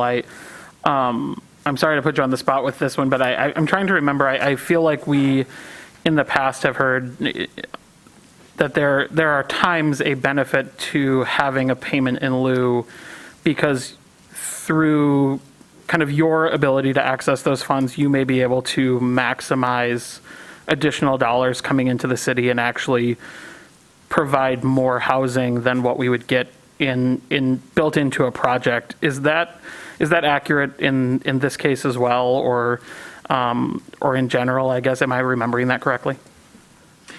I think when you think about the way we've done zoning that includes affordable housing, affordable to households at 60% AMI or less, or in the past 80% AMI or less, you are really targeting a very small window of probably people more in the 50% in median income to 60%. You're not able to target the lower income households. It's just too big a stretch when the rents are set at that range. And so it really depends on what our goal is. If our goal in the community is to have a lot more housing that's at that 60% AMI range, then including it in a market rate development here or other places will get you probably more units. But if you're really, and my goal is always to target the lowest income households whenever we can. And so if that is a goal, then definitely having a payment in lieu from traditionally a market rate developer who doesn't typically do affordable housing and doesn't typically do mixed income housing, it's a lot harder for them to do. It's nigh impossible for them to do income targeting at the very low income ranges, 30% AMI or less. And so when I look at the choices, to me, when trying to target the very lowest income households, I would rather see cash in lieu and then use it on another development, even if it's on this site, but it's subsidizing the units on the other tower so that we can target the very lowest incomes. Because even at 60% AMI, under tax credit regs, you may be charging, $1,200 a unit for a 1-bedroom or a 2-bedroom. So that still feels like a high rental target to me. Thank you. Further discussion? Councilmember Ramlawi. Thank you, and appreciate Jennifer being here tonight to discuss this. We'll ask that there are other sources of funding that can be provided for this development. Correct me if I'm wrong, but we do have additional sources of funding that, other than LIHTC, to do this with, correct? Correct. Typically, LIHTC funds are about 60 to 70% of the total development cost. When you have even with that all affordable tower, it's still going to require other funds, whether it's grant-like subsidies like millage funds or other grant-like subsidies, or whether it's a loan product.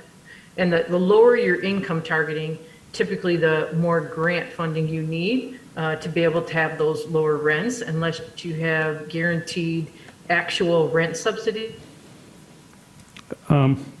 Just real quickly while we have you here, is there any consideration of the other developments through that a are... voucher program.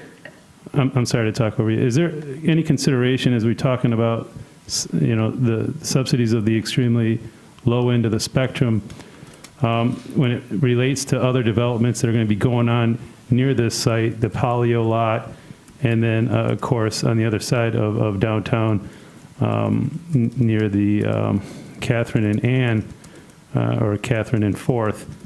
Are those playing into any of your thoughts when you're trying to get housing for the 30% AMI? Yes. So in looking at those 3 sites specifically, we definitely think that this site is one we should do permanent supportive housing, households at the 30% AMI or less at the site. It doesn't have to be 100% of the affordable units, but a significant number. And we're also looking at that for the Catherine site. And we may or may not end up doing that on the Main Street site. We are not far enough along in the process yet. Thank you. Further discussion? For my part, I'm delighted that this project has come before us and that it will move forward. The site has a long history, and we have committed to building something here that has a substantial amount of affordable housing, and that also works. And I think that mix is what we're looking for here, and I think that we are committed to doing it. And it is, it's a really good thing, and I think that we're going to be. I'm pleased that the city staff has devised this mechanism where we are entitling the project in a way that will take the guesswork out of developing in the city. Rather, take the guesswork out of developing affordable housing in the city by putting together the zoning in the manner that we're doing it. We're telling the marketplace that this is how we want affordable housing built in the downtown, and we are giving folks the tools to get it done for us. And I, for one, am glad that we're going in that direction. Further discussion? Roll call vote, please, starting with Councilmember Nelson.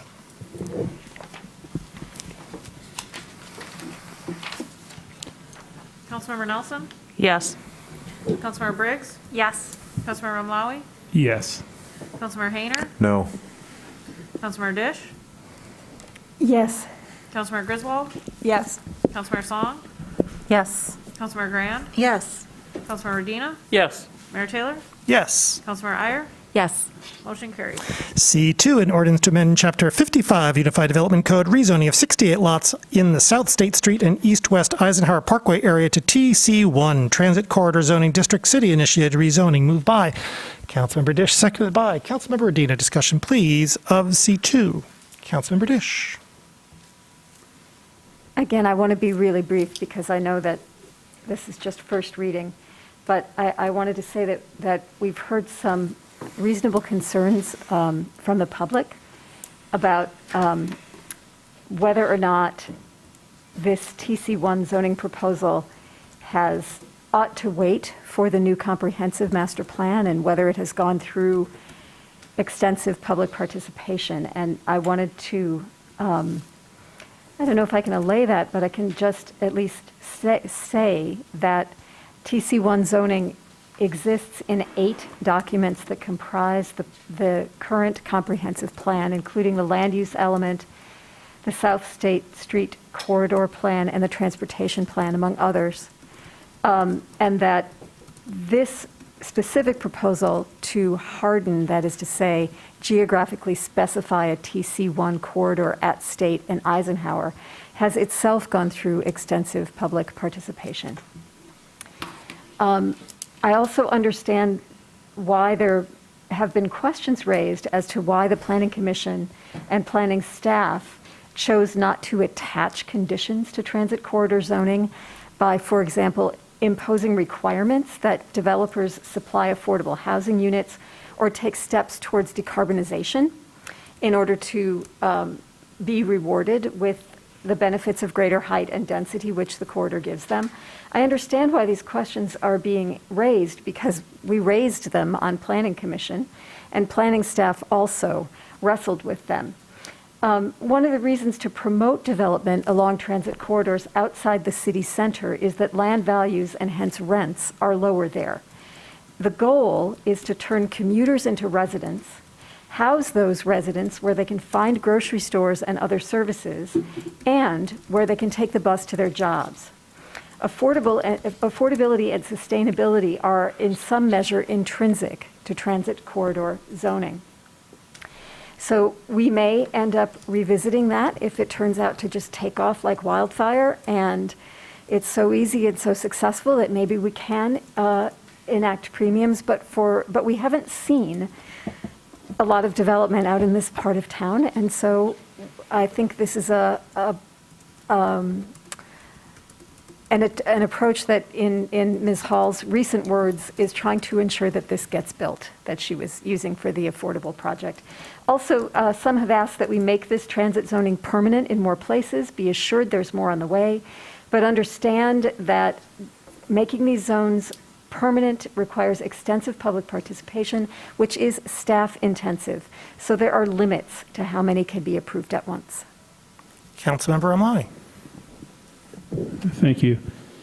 I'm just disappointed in what we're bringing forward here under TC1.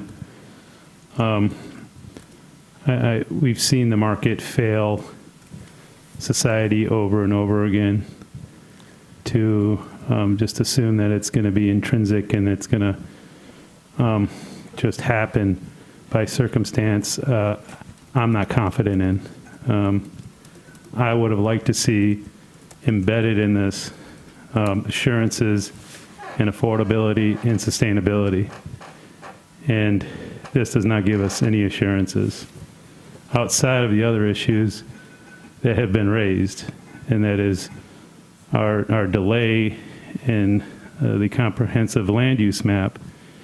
It's been many years now that it's been in need of, and there's little discussion of it. I'm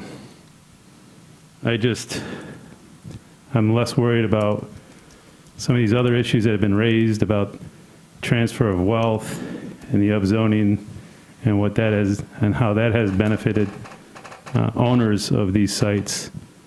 That's not why I'm voting no here. I'm voting no because this fails to achieve what we've set out in many documents that have just been stated it fails to get those assurances at the time that we can get them.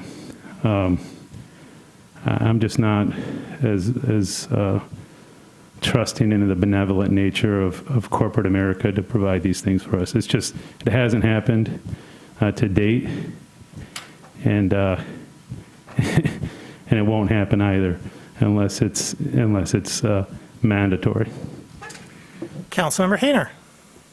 Yeah, thanks, Mr. Mayor. I have to tag on to what you were saying, Councilman Ramali. Letting the market provide has not really worked out for the last 150 years. And that's what we're doing here. The TC1 zoning was an opportunity to create a specific type of beneficial zoning in our community that met goals that we have. And first and foremost, the goal should be the A20 plan. And I'm sorry that Mr. Garber, I saw him just walk out. He's sort of become the conscience of part of our neighborhood. He's absolutely correct that Strategy 2 Action 1 and the A20 plan is not being met by this TC1 zoning. So when there were complaints or considerations or concerns about the potential impropriety of enriching a certain landholder here in the city by acting on their properties first, like we're doing tonight, I agree. Those were that was not my concern. It's a concern, and it should be a concern. We should avoid even the appearance of impropriety in our actions. But the real concern is that this isn't really doing that much for us, except saying, hey, go ahead and build some more and some bigger, and maybe don't put quite as many cars there. Maybe. We don't have the bus routes in order yet. It's really not addressing head-on in a way that we could with a new zoning category the problems that we have in our community. And so I'm not going to support it. And the notion that we should just do this everywhere else and somehow that's equity and enshrine this potential mistake everywhere else in the community is absurd. Yeah, letting the market provide has not worked for us, and that's what we're doing here, and I don't think it's right. And I've looked at the land value map, and it's barely a difference between this and 4 blocks north of here. The land value doesn't really come into play here. I don't think any of us could expect this new construction is going to be assessed and taxed at a very high rate. I doubt greatly that market value will bring any sort of affordability to these projects. So in my mind, it's just another way to say, take the lid off our planning and say, just go ahead and build, and we'll hope for the best. Please, maybe in 60 years it'll trickle down. I'm not going to play trickle down. I'm not going to support this. Councilmember Briggs.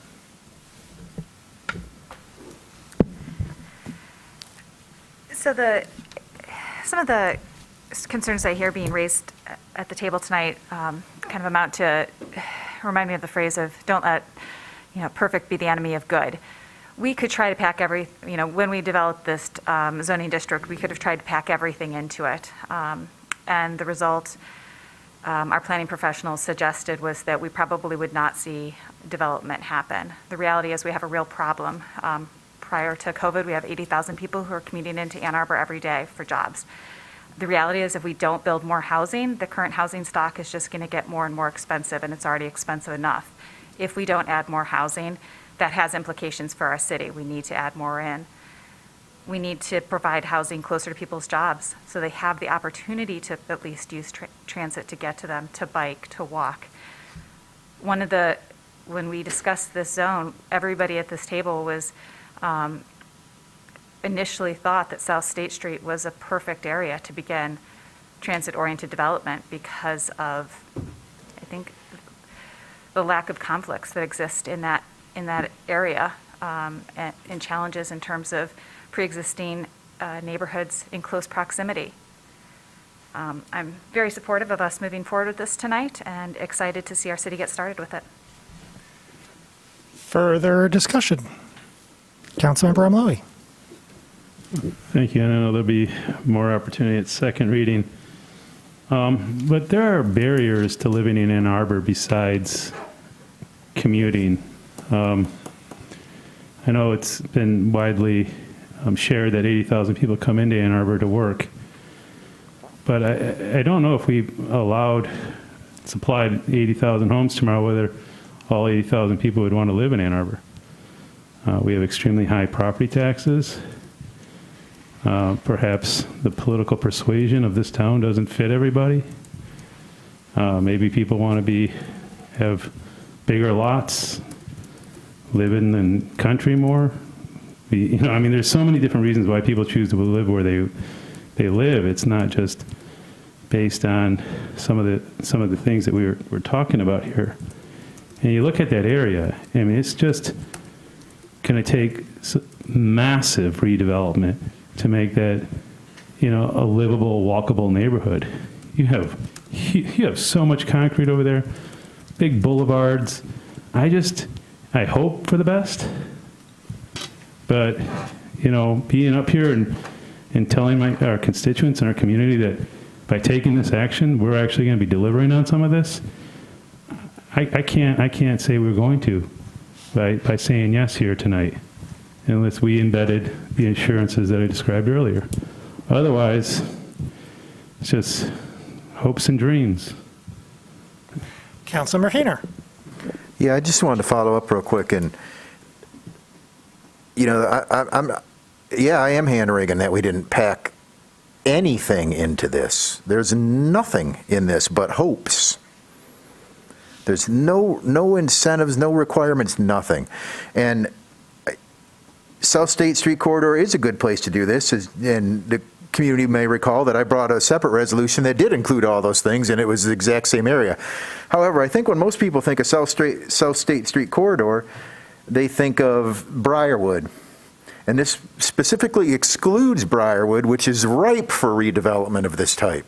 In fact, cities all over the country are redeveloping their stagnant malls as envisioning a secondary or tertiary downtown spaces, walkable spaces, and so on. And so the fact that this specifically excludes this with the promises of, hey, we'll get to that next, that's one of the concerns that I've heard from constituents. They say, oh, South State Street, great. Well, not Briarwood, though. What? Why not Briarwood? That's the place that needs it the most, right? And so, we didn't pack anything into this, and we didn't include the mall. And so I just don't see how we're going to, I make no promises of the benefits of this zoning corridor when it passes through this body. I'll just say that. Councilmember Dish. Question for Mr. Leonard again. I wondered if you could remind me and tell the rest of council why Briarwood is not included. I know there are a few reasons. In developing in 2021, when the actual district was established with all of its parameters, we had a lot of dialogue with the transit service. And, I think this is coming up.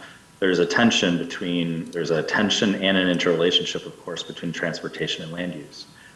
The transit system will not install a higher level of service than is economically viable.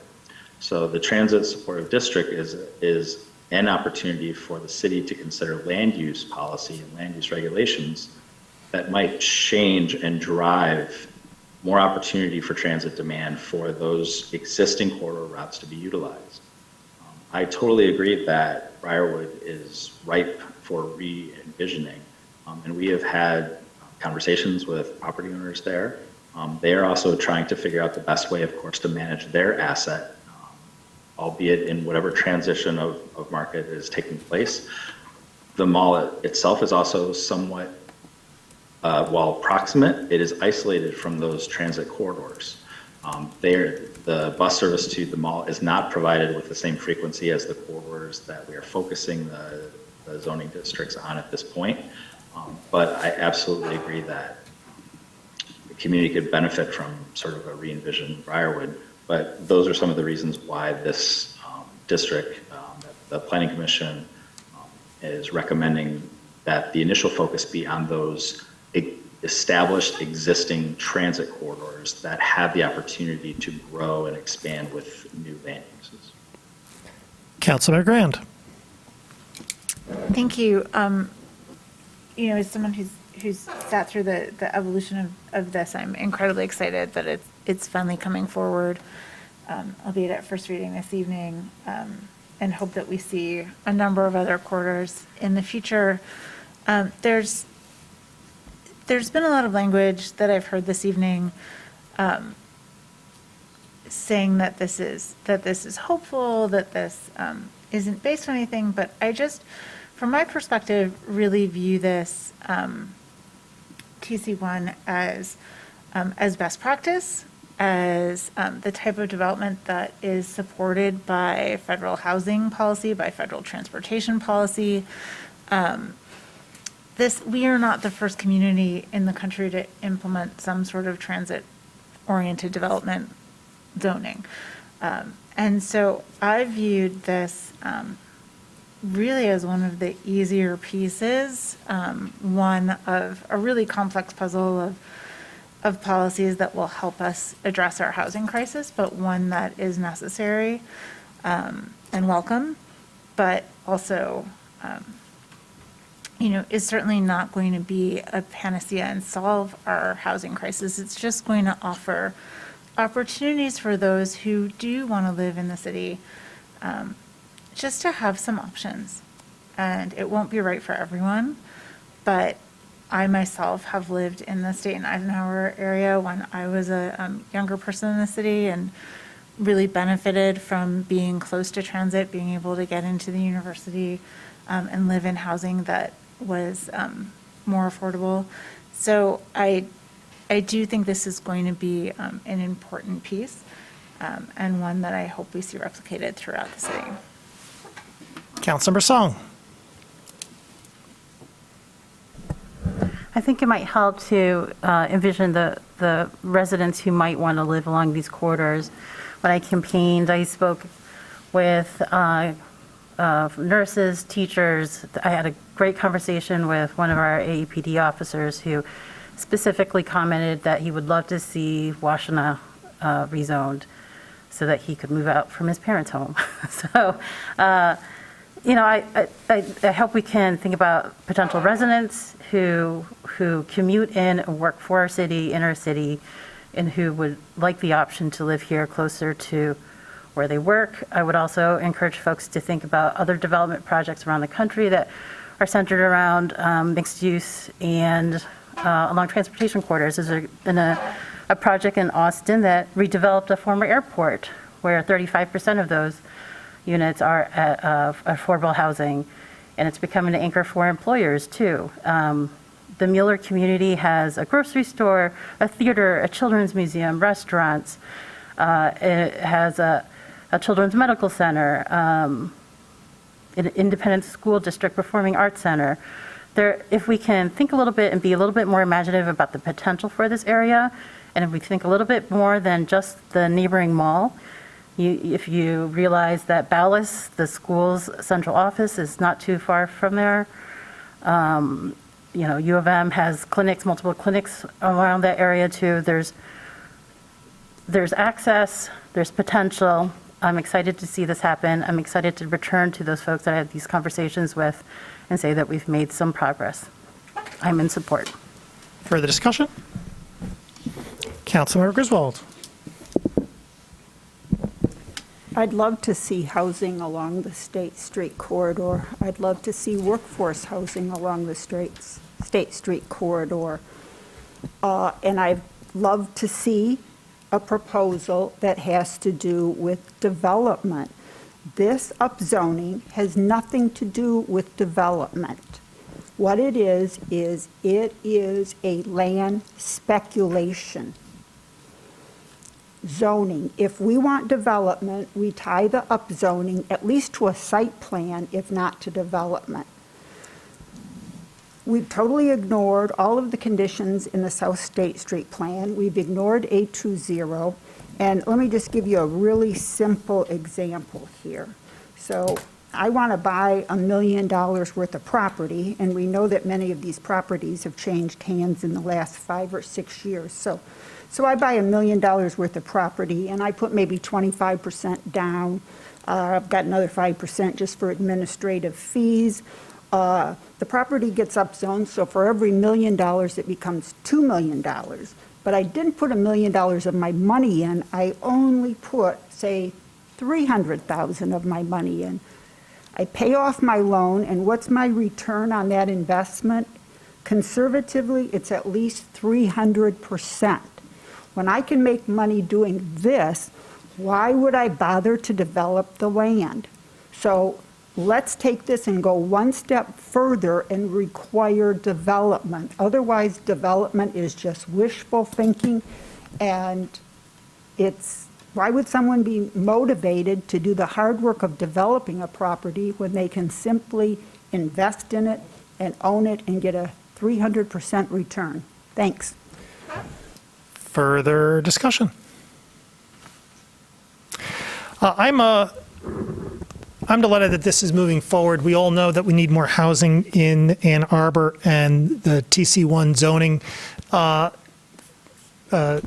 district and the use of that district at this location will, I believe, in the fullness of time, create a substantial amount of new housing in the city. It'll do so in a way that is consistent with our goals. It'll do so on transit corridors by design, and it'll do so in a manner that, while not affordable by the definition of the federal government, is positioned at a market by the nature of the parcels that meets the needs of folks who are currently not served by much of the housing stock in the city.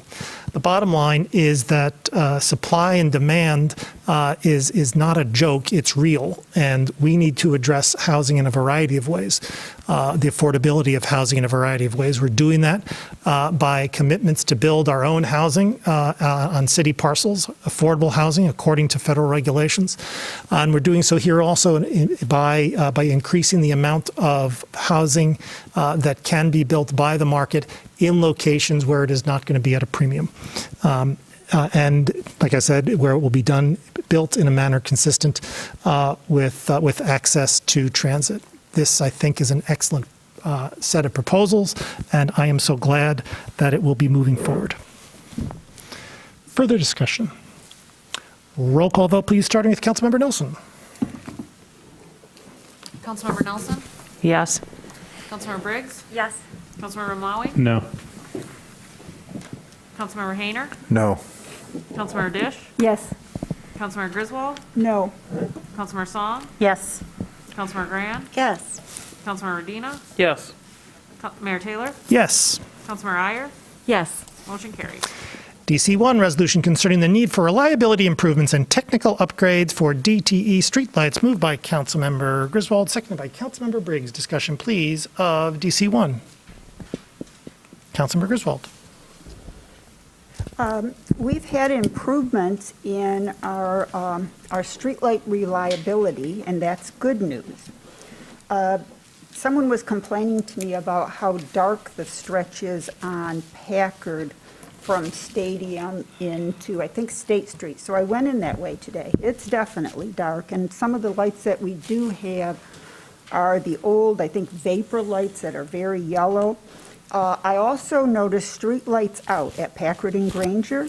Street lights were out on Division, south of William for at least a block, and north of William. They were out on William near the library. The same light was out that I reported about 4 months ago. The light in front of the bus station was out, and the light behind the bus station was out. Now, this is socioeconomic discrimination. If we can't take care of the people who ride our buses, the people who are down at our restaurants working and taking the bus home at night, no light in front of the bus station, no light in back of the bus station. Somehow we need a proactive way of identifying these outages that doesn't include me constantly harping about it. Even I'm tired of it. But the good news is, I would like to move to table this resolution because I think we are making improvements. We're making improvements in all areas, but we can do better, and we have to do better before we lose another resident. Is there a second on that motion to table? Second by Councilmember Briggs. My recollection, since we do it infrequently, that a motion to table is not subject to debate, but it is subject to a supermajority. Is that correct? I'm getting nods. I believe that to be correct. For the motion to table, then, roll call vote, please, starting with Councilmember Nelson.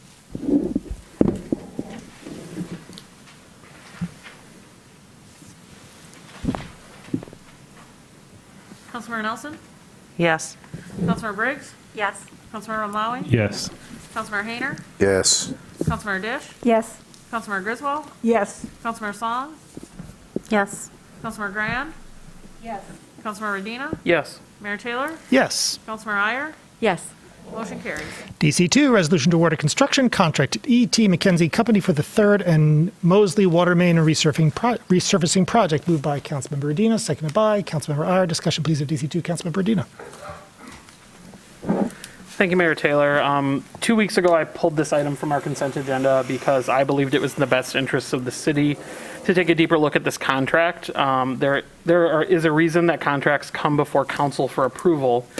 As part of our normal bidding process, council retains the authority to reject any and all bids if we believe it is in the best interests of the city. Council has not exercised this authority with regularity, so it can seem surprising when it does in fact happen. But this is actually a built-in part of our contracting process and a critical function of council's oversight authority. I want to be clear that this does not mean that staff has made a mistake or done anything wrong. It simply means that when we deem it necessary and appropriate, council ultimately has the power to accept and reject bids. 2 weeks ago, I was prepared to exercise this authority to reject all bids and restart the process under our new best value criteria that voters overwhelmingly approved last election. However, I did hear loud and clear from the valid concerns from my colleagues in the 5th Ward and from staff that the potential challenges, delays, and cost increases if we were to take that route. So rather than asking to restart this process entirely, instead I am going to ask this body to simply utilize the authority already granted to us under the existing responsible contractor policy and bidding process. So I move to amend DC2 with the language previously provided to council by Attorney Wilhelm to award this contract to Bailey Excavating, and ask the clerk to please reshare that with all of council now. Is there a second? Second by Councilmember Iyer. Can you read that into the record, Councilmember? Sorry? Can you read the amendment? Is it capable? It is very long. It is throughout the document. Okay. But the effect is as you've described. Okay. Yes. Fair point. Thank you. You still have the floor? Thank you. So as I mentioned, council has not often used this authority to reject bids for contracts, but this particular project stood out to me. As some of my colleagues noted during our last meeting, we actually awarded another contract to E.T. McKenzie the same night. I would hope that in itself should demonstrate that this is not targeting a specific contractor or a conspiracy against any type of contractor, but rather that the unique circumstances of each contract we approve are important and should be considered independently and in comparison with the other bids for the same project. With this specific contract, we have two bidders who are extremely close, within a few percentage points of one another, in their overall cost of the project, both coming in considerably under our estimated costs for the project. So either way, the city should be coming in under our estimated budget for this work. And particularly when bids are this close, other factors, at least for me and based on my values, become significantly more pronounced. I expect quality work on infrastructure projects in Ann Arbor, ideally from contractors who hire local workers, prioritize employee training, and who understand that worker safety must be paramount in construction projects. For me, at a bare minimum, whenever possible, requiring participation in registered apprenticeship programs is extremely important. These programs exist for both union and non-union contractors, and they provide workers with critical job training and skills that improve quality of work and dramatically improve worksite safety. Over the last 2 weeks, we learned that one of these contractors is not even aware of a registered apprenticeship program in their field. The other participates. Because of this and a comparison of safety records and a local workforce, I believe it is in the best interest of the city to award this contract to Bailey Excavating and accept a bid that is comparably low and still keeps us considerably under our estimated budget for this project, but provides, in my view, significant additional benefits to the city. I urge my colleagues' support. Further discussion? Councilmember O'Malley. I'm slightly confused at this whole thing and concerned with some of the communications that we received today from the original, from the company that was originally going to be awarded the contract. It really, for me, it undermines the integrity of the process and damages the city's reputation. I think it also damages the relationship between the city and contractors. It, I think, undermines staff, and I have yet to be convinced that this is the right move. We heard earlier that it's possible that Bailey's excavation incorrectly filled out the questionnaire regarding the contract, and I'm not sure if that's the case or not, and I'm not sure how much of this is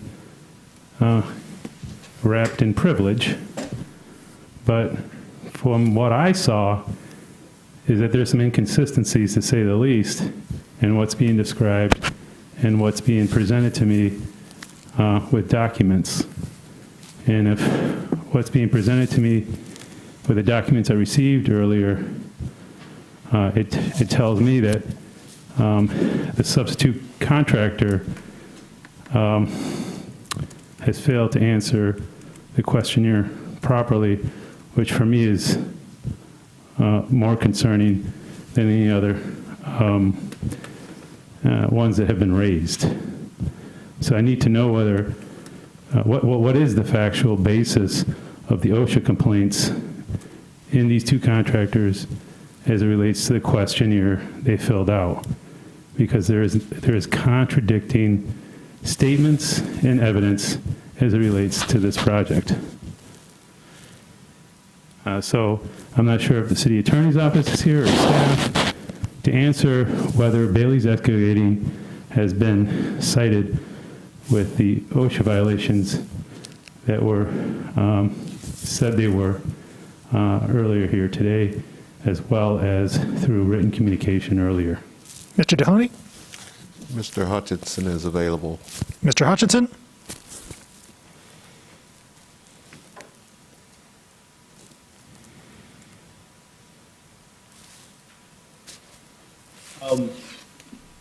We have, the information that we have is what was submitted with the bids. I do not have the knowledge or information to be able to say whether Bailey correctly or accurately filled out their forms in terms of their safety record.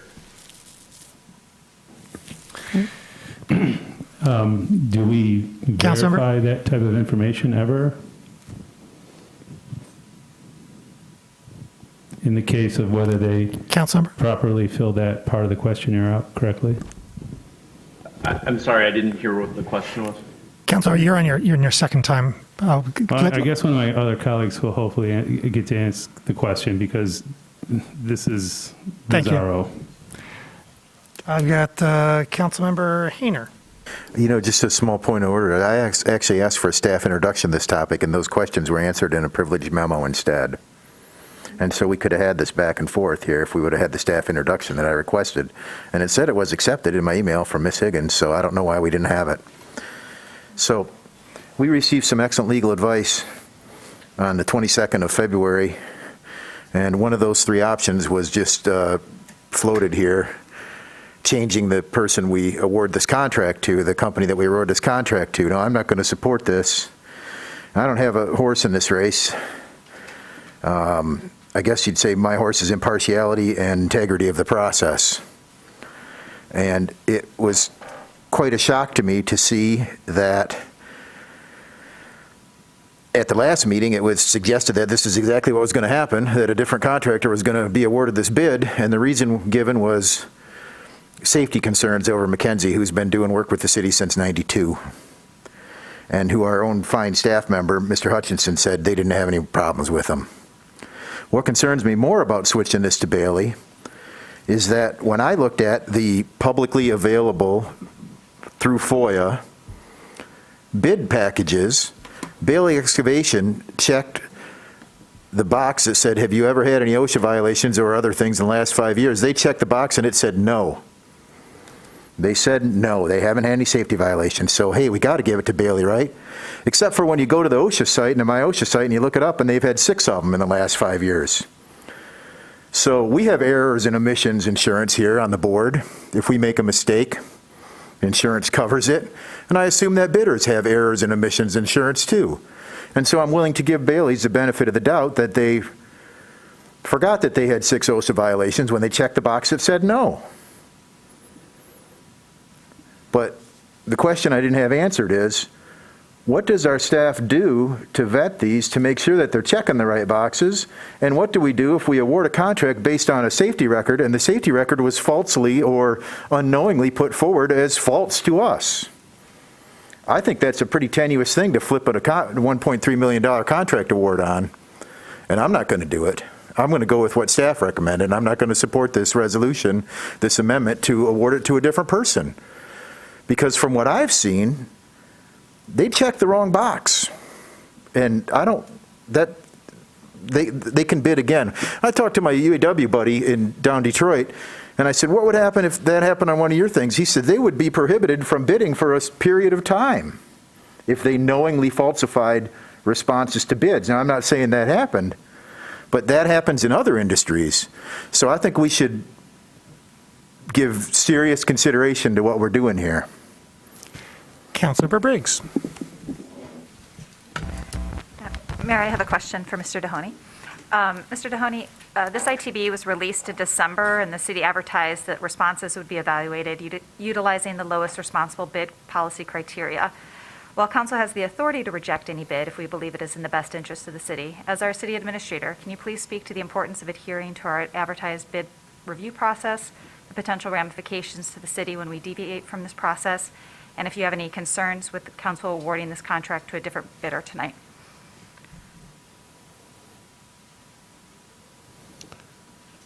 The city of Ann Arbor is not unlike any other community in that we procure millions of dollars annually in goods and services.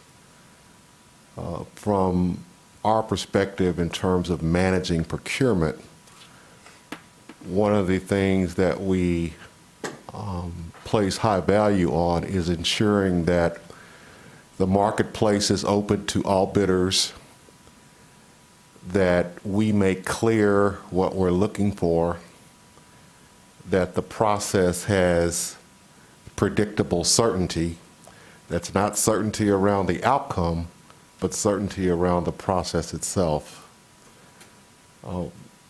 I respect the authority that council has for making a choice, and I have, no questions about the council right to do that.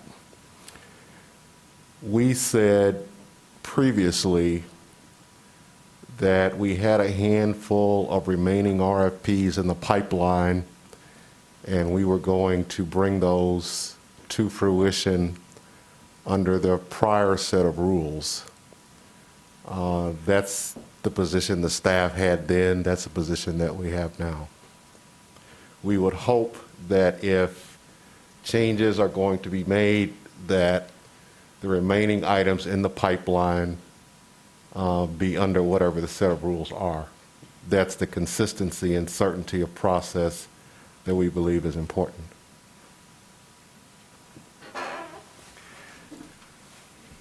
Councilor Iyer.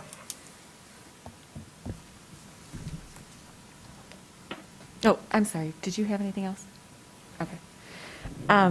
Thank you, Mr. Dohoney, and I would expect that for the remaining bids that went out under the old process. I know I will be looking at them very closely, and, looking to see if any other similar situations arise, so that we can be consistent in how we evaluate as a body those remaining bids going forward.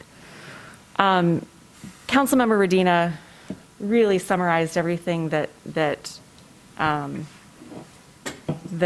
I would say as well, in terms of this is a normal part of the process that just doesn't get used very often at all. And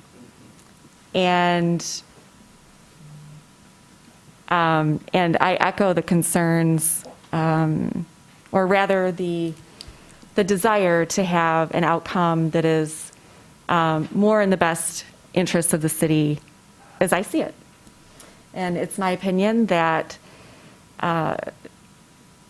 that all things being equal or relatively equal in terms of cost, that a contractor who, instead of taking extra money as profit, turns it around and invests it in the training of its workers, is really important. I think it's very important to me personally. I think it's really important to the quality of the projects that we get. It's important to the safety of the job sites that operate in our city. Similarly, I think it's important for me to prioritize a contractor that that has 20% of its workforce in the county, so that we're keeping those dollars, those investments in the county with local people, and that money goes back into our local economy and our local schools. To me, that's in the best interests of the city. So for those reasons, I will be voting for this amendment, and I feel good with this process as it's gone through. I think we've had a good discussion here, and that's a good thing. It's open and transparent, and I urge my colleagues to support the amendment. Thank you. Further discussion of the amendment. Councilmember Griswold. We received an email from the city clerk today at 5:05, and looking at it, I realized that the city administrator was not copied on it, nor was Nick Hutchinson, nor was Tim Wilhelm, and so I have forwarded it to them. But attached to that was like a screen capture of Bailey Excavating showing OSHA violations in the last 5 years. And so what concerns me right now is what's our legal exposure if we received a document showing that Bailey Excavating falsified one of their documents, and now we, with that information, are going ahead and granting them this contract on an exception basis. So maybe our attorney could give us some advice that's not privileged, like what's the risk by totally ignoring this information that we received at 5:05 that brings into question Bailey's documentation of their OSHA violations. Mr. Wilhelm?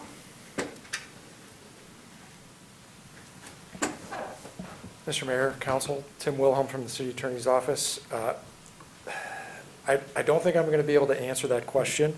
I haven't seen the email that's being referred to, and to the extent that council seeks and wants legal advice, we do have 2 written communications that would appear to encompass this particular question. If there's a desire to go into closed session, there could be a vote, and we could talk about the written advice in closed session. Okay, I would definitely prefer to go into closed session, but because it looks like we're granting a bid through an exception to our normal bidding process to someone who falsely filled out a bid document, and I did send it to you about 10 minutes ago. So I think we do need to have a discussion about this, because I can't imagine we wouldn't get sued if we went ahead with this, having the information that was given to us at 5:05 today. Do I move to go into closed session? Or do I need legal advice? I guess if you wish to move in the closed session, then that's what you do. I move to go into closed session. Is there a second? Second by Councilmember Briggs. Any discussion about going into closed session? Councilmember Hayner. I prefer to have this conversation in public. Understood. Further discussion of motion to go into closed session? Mr. Mayor, can I ask a question? Please. I have no comments on the question about closed session. I guess I'm trying to get clarified. Are we talking about debating an email that came after 5 o'clock regarding this procurement? Is that what this issue was about? Well, actually, the information was known by some of us prior to 5 o'clock, but the email came in at 5:05. And the gentleman who sent it spoke at public comment. Actually, it came in earlier than that to the city clerk. She forwarded it at 5:05.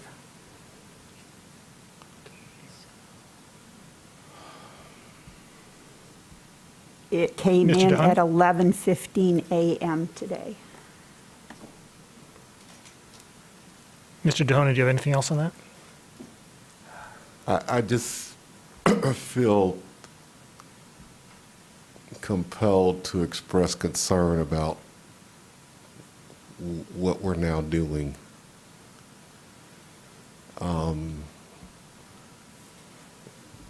We went through a formalized process that was prescribed. We went through a scoring process. Scores were brought forward and staff made a recommendation.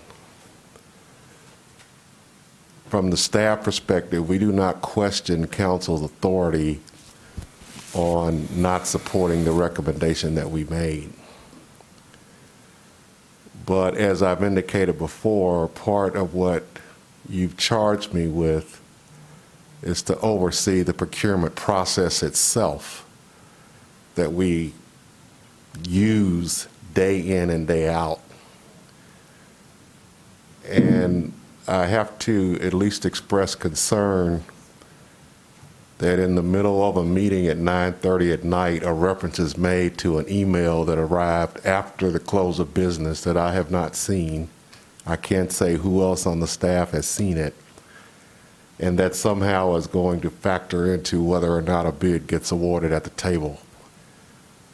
That's very concerning to me. I'm not speaking to whether or not we need to go into closed session, but we're now in the midst of a very unusual set of circumstances. I'm not going to try to insert myself as a city attorney because that's not my role, but as your chief executive, I do have to urge caution in saying or hinting at someone falsified information. We're in troubled waters here. Further discussion of the motion to go into closed session? Roll call vote, please, starting with Councilmember Nelson. Councilmember Nelson? No. Councilmember Briggs? No. Councilmember Ramlawi? Yes. Councilmember Hayner? No. Councilmember Dish? No. Councilmember Griswold? Yes. Councilmember Song? No. Councilmember Grand? No. Councilmember Redina? No. Mayor Taylor? No.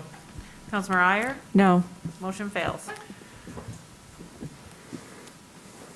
Councilmember Hayner on the queue. Thank you. With respect to the amendment. Thank you, Mr. Mayor. When I spend the taxpayers' dollars, and I'm sorry I don't have a tie on for that today, because I usually like to do that when I'm spending money.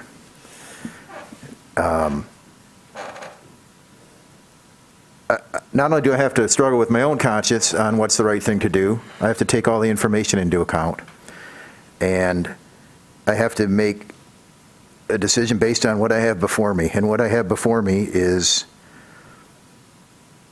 a recommendation from staff to award the construction contract to E.T. McKenzie Company. I had an opportunity to read the 3 bid packages that were presented for this prior to this recommendation. I have information that contradicts some of the information on at least one of the bid packages. And that's a concern for my conscience. In fact, if I was the only one here, I'd tell myself that a vote for this would be a vote to award a contract to a bidder who we've had someone from the public come down here, albeit another bidder, and suggest that there were discrepancies in the bid process generally. And so that gets me back to a default position of saying I'm going to go with what staff recommends. It's staff's responsibility to vet these bidders and these bid packages. And it appears that despite their good efforts, that there may be a problem with one of these. And I'm not going to vote to award a contract to someone who has made a public statement on a public request that can be easily contradicted by searching the OSHA website. I don't think that would be proper. I think it would be improper. So I do not support this amendment. Further discussion of the amendment? Okay, Councilmember Nelson, then Remlowey. I do appreciate that we don't have quite the elevated rhetoric of the last meeting, but no one has yet offered a compelling argument that one contractor is remarkably better than the other for this specific contract. I mean, I appreciate at the last meeting, McKenzie was basically like slandered as horrible for any, I mean, it was really remarkable considering that they were on our agenda for another contract as well. It's interesting to me how much information is we're just simply setting aside and ignoring, and I am sympathetic to Mr. Mahoney's concern about the lack of information in front of him and the lateness and in him being informed about what some of us have been aware of. I cannot support this amendment because in the 3 years that I have been on council, expenditures like this have not been politicized quite in this way. I remember quibbles about contracts that seemed expensive or the value of moving forward with a contract altogether. But the idea of just choosing a different one on the whim, yes, we have that prerogative, but it hasn't happened. And it's very curious to me why it's happening in this case. And I have not heard compelling reasons why we would dispute the judgment of staff. And I've heard quite a lot of information that is alarming to me in terms of the information that was presented in these bidding documents. So I will not be supporting this amendment. Thank you. Councilmember Remlowey. Thank you. I will not, again, be supporting this document or this contract, this amendment. When we heard the arguments to postpone this or not to award it at our last meeting to E.T. McKenzie, it was because of the dangerous conditions that their workers were under and the negligent nature of management because of the OSHA violations. That was, a big spotlight was put on that as to why they did not deserve the contract. We now have a FOIA document from OSHA showing that Bailey, if everything holds true as it was presented to us, misrepresented their record of OSHA violations. I feel that's a greater concern to me, the integrity and the responsible nature of the bidder to have the wrong information on a $1.3 million contract and yet be awarded that contract against staff recommendations. I mean, the appearance of impropriety, it's beyond the appearance of impropriety. It is completely improper. I will not be voting for this, and I urge my colleagues to take staff's recommendation and let's move this along. I think I have Radina, then Briggs, then Dish. Thank you, Mayor. There's kind of a lot that's happened, and I want to. So, for me, this is a values judgment. This is a decision that council has the ability to make, and the reason why, as I stated previously, that this is not a particular slight to E.T. McKinsey in awarding them a contract at the very last meeting is because those circumstances were different. This is a case where we have two bids that are comparatively close in cost. And I do want to caution a bit about some of the language around, rejecting staff's judgment in this, because staff doesn't make a values judgment when reviewing these contracts. We have a binary process that's laid out where they go through and determine if a bidder is responsive, and then provide us a recommendation based on the lowest responsible bidder. We as council have the ability to make a judgment call. And as I stated previously, for me personally, participation in things like a registered apprenticeship program that are proven to improve skills of workers, improve job site safety, improve worker experience, looking at things like local workforce, where we have one employer that's going to provide 20% of their workforce from Washtenaw County and another that's going to provide less than 2%. Those are values that are important to me. And so I appreciate that not every council member may share those. That's fine. We can have this vote. But there's nothing improper happening here. This is a values call. And ultimately, I do want to reiterate for the listening public, the email that we are talking about is an email that came in from one of the bidders. I have not had contact with any of the bidders other than one of which that is lobbying this body. Councilmember Briggs.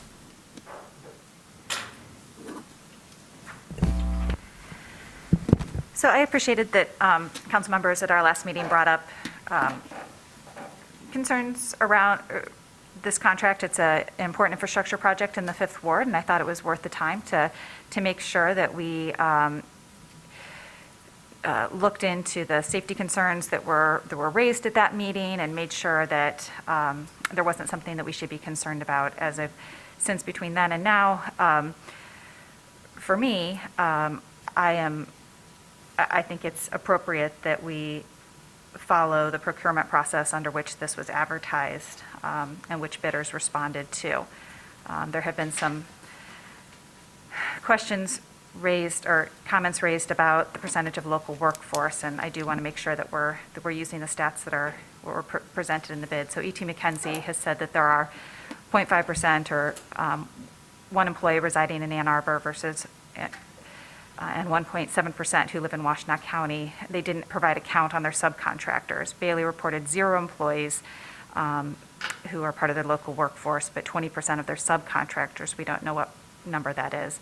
Fonson, which was third in line, reported 0 employees living in the city, but a little less than 10% in the county. So, we have, when it comes to these other factors that we might be able to consider upon, or you start looking into it, the EMR ratings for Fonson is 0.57, McKenzie is 0.6, Bailey is 0.9.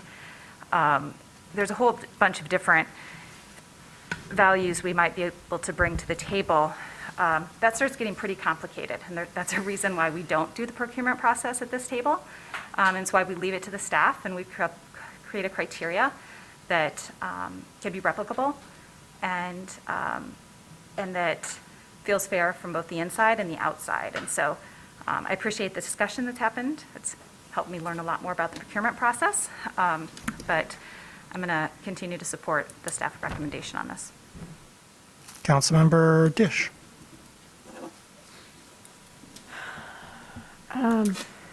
So I've considered whether or not to support this amendment, and I've been thinking about it as a reasonable disagreement over the weighing of various factors.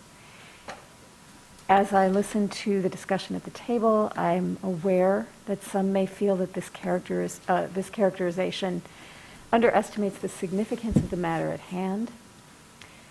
Speaking for myself, I weigh heavily whether or not a contractor participates in a registered apprenticeship program, and I care about sustainable livelihoods. I think the first factor,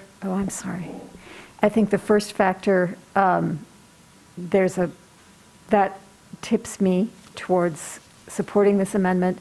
The second factor, I think we don't have comparable data for, and I think that Councilmember Briggs just illustrated that. Nonetheless, there exist several apprenticeship programs in this field in Michigan, and it does make a difference to know that they are run both by union and non-union providers, so there is no untoward effort to here privilege a certain kind of contractor. So I will be voting in support of the amendment, and I realize that I'm not entirely comfortable either way I go, but that is the way I will vote. Councilmember Iyer. I'm sorry. Okay. Further discussion of the amendment? Roll call vote, please, starting with Councilmember Nelson on the amendment.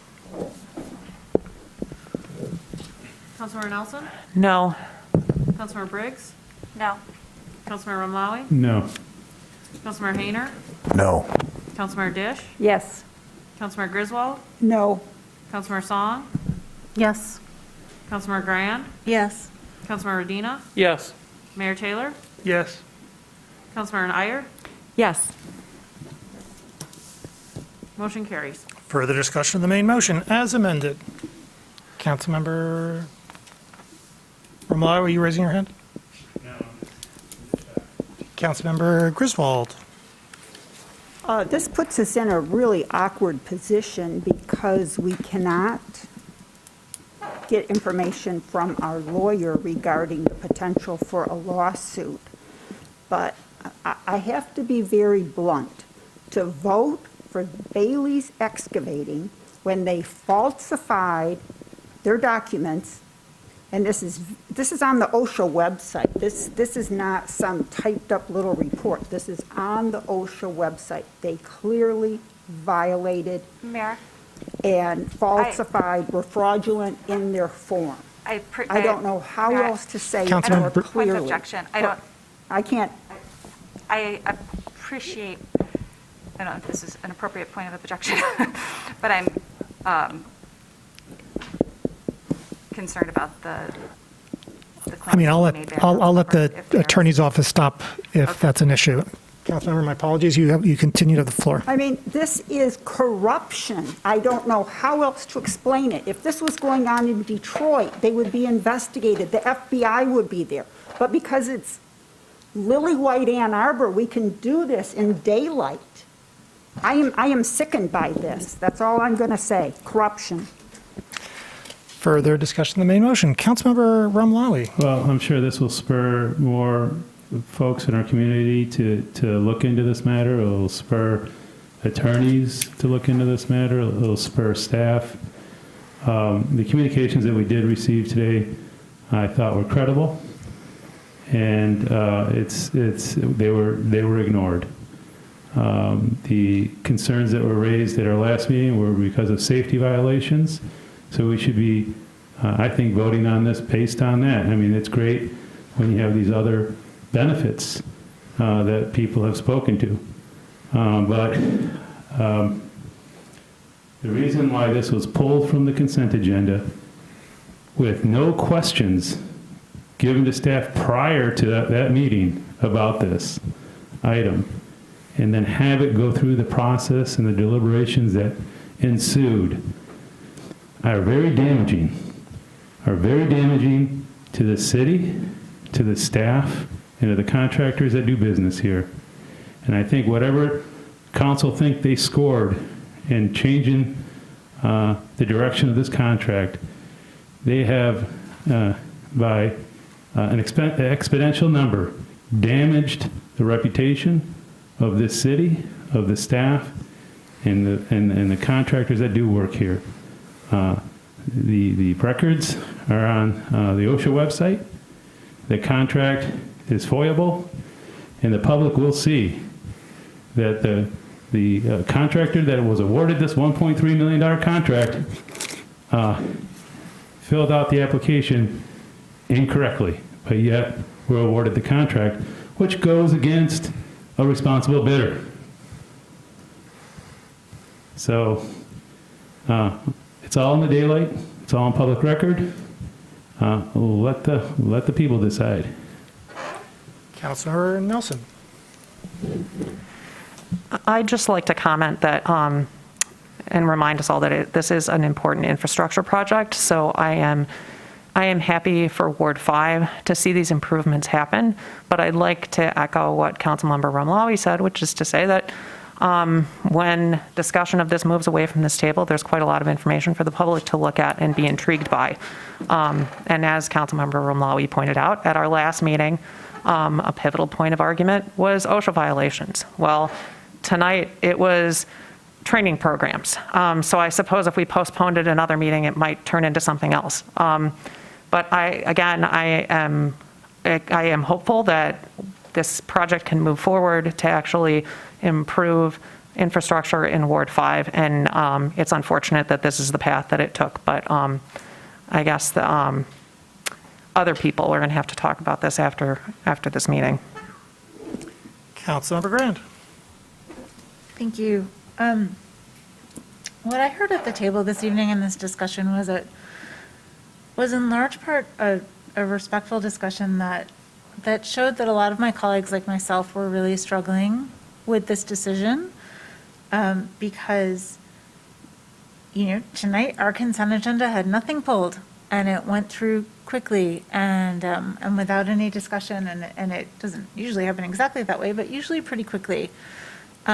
So I think we have to recognize that there might be the occasional exception, and that if we are going to make an exception that still is within our ability to do so and our authority to do so, that we do so with a lot of consideration, and moving this to the next meeting enabled us to do that.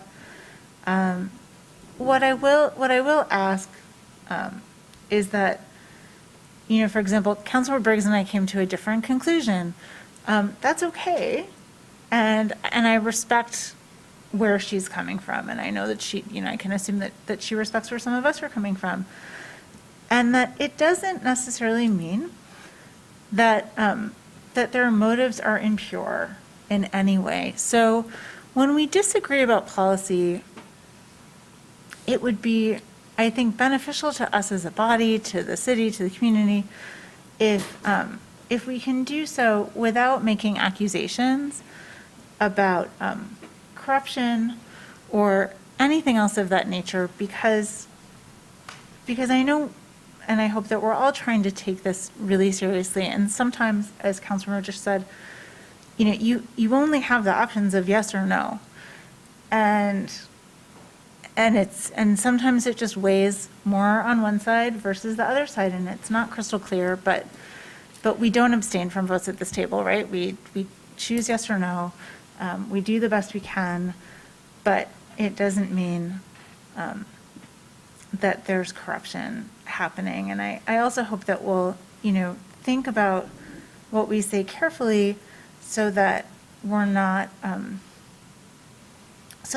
exposing the city to things that we don't want to expose the city to. Thanks. Further discussion of the main motion is amended. Councilmember Hayner.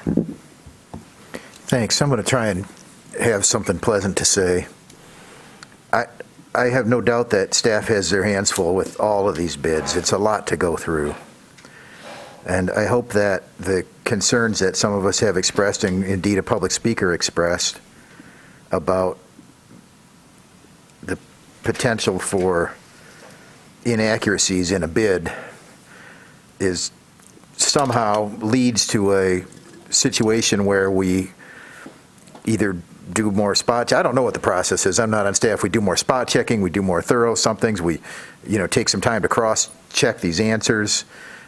We go with the experience of staff, and that's really falls to us also. So I think a positive thing we can take from this, because it's clear that I won't say the fix is in, but I don't have another expression, but it's clear that this is going to pass, I believe. And so the best we can get out of this is, I didn't have all my questions answered publicly, but one of them was, what happens if we award a contract to somebody and we find out later that in some way they're deficient or in some way it was misrepresented what their skills, abilities, programs, history, et cetera, has been? Does that open up the city to any kind of trouble in the future? And I think the best way to avoid that is to not award a contract to someone who potentially, we have a question about. And we had no interest in doing that last week until it was moved otherwise. And so, I don't need anybody to tell me about job place safety, because I've worn out more pairs of boots on construction sites than anybody in this building, I guess. And, I've never held a silver shovel for a groundbreaking photo op, but I made some silver shovels one time for the Lower Town groundbreaking. I think it doesn't matter what we say about our values. The rubber hits the road when we vote yes or no on this contract, and so will the litigation, I'm certain. Further discussion. Got Councilmember Amlawi, then Briggs. Thank you. And I know last meeting I was very concerned with this project being done and being done now in the 5th Ward. Unfortunately, as a result of the discussions and the evidence given to me and the information that I have to make a decision, I cannot support this tonight, even if it is in the 5th Ward, even if it is to replace desperately needed infrastructure. This whole process is questionable at best. My vote is no. Councilmember Briggs, I know I announced you, but I had failed to recollect it was Councilmember Redina's turn. Councilmember Redina, who is now deferring to you, Councilmember Briggs, so one of you please say a words. Okay, if I must. Thank you. Yes, I want to say that I'm excited about this project moving forward. It is an important infrastructure project for the 5th Ward. I'd like to echo to some degree, what Councilmember Grand was suggesting, which is it's possible for us to disagree around policy and not move to sort of claims of corruption quickly. I think our colleagues around the table, those that I disagreed with, stated very clearly why they felt like this was in the best interest of our city, and I have expressed why I thought I voted no on their amendment and expressed why I thought it was in the best interest of our city. And that was because my master's is in public administration. I care a lot about policy and process, and I that's a big piece, I think, of a fundamental value that I have that I think creates trust in government. I think also what creates trust in government is a sense that there isn't corruption, and I don't think we should throw those claims around, and also claims around falsification unless we know that to be accurate. So to move it back down to policy disagreements here, which I think are appropriate. And again, we saw in our agenda response memos that we have had, but with both of these contractors, plenty of contracts with the city. I'm excited about either one of them moving forward and this work getting done soon. Councilmember Redina. Thank you, Mayor. I can be significantly briefer because I yielded to Councilmember Briggs. She said much of what I wanted to around policy disagreements not being corruption. This is a really important project, and while I appreciate the conversation we've had tonight and appreciate council's consideration of the amendment, I just want to reiterate that this is important work that needs to be done, and we have a contractor who has done significant work with the city to do the work in this resolution. And ultimately, I do want to just correct one piece of the record, which is that while we're hearing that there have been kind of shifting arguments around why we made the decision we did tonight to substitute this contractor out, I would say actually it is exactly because of the conversation at this table around registered apprenticeship programs being important that we learned in subsequent MLive articles and in conversations more about the registered apprenticeship program and knowledge of one of the contractors about it. And so it is simply untrue to state that that's not been something that's been a concern from the beginning. It was one of the questions I submitted to staff early on.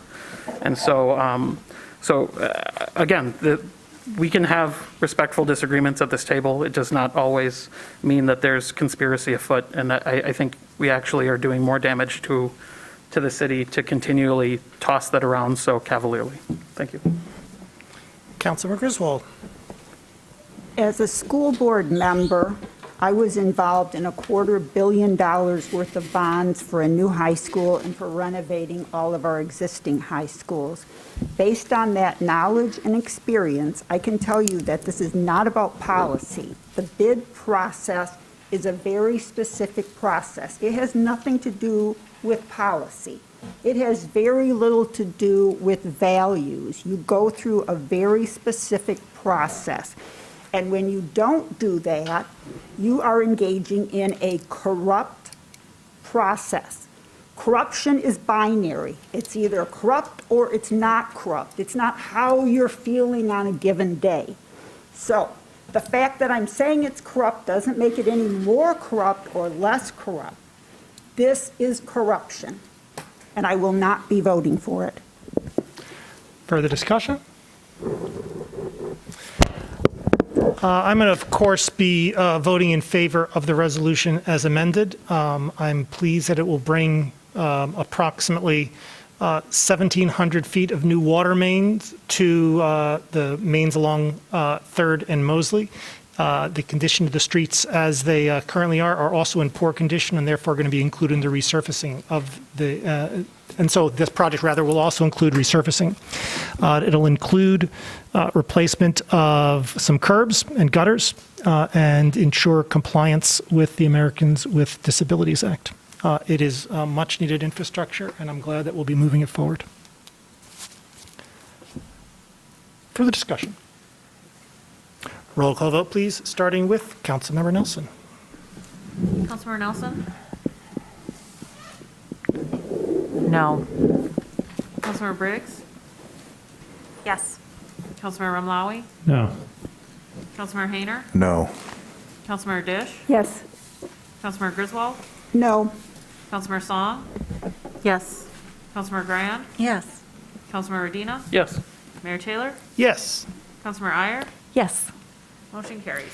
DC3, resolution to appoint Sarah Mason as representative and Molly Majeweski as alternate to the Washtenaw Regional Resource Management Authority. Moved by Councilmember Dish, seconded by Councilmember Song. Discussion, please, of DC3. All in favor? Opposed? It is approved. 11 council members present, all voted in the affirmative, thus satisfying the 7-vote requirement. DC4, resolution to appoint Kevin McDonald as interim city attorney. Moved by Councilmember Grand, seconded by Councilmember Dish. Discussion, please, of DC4.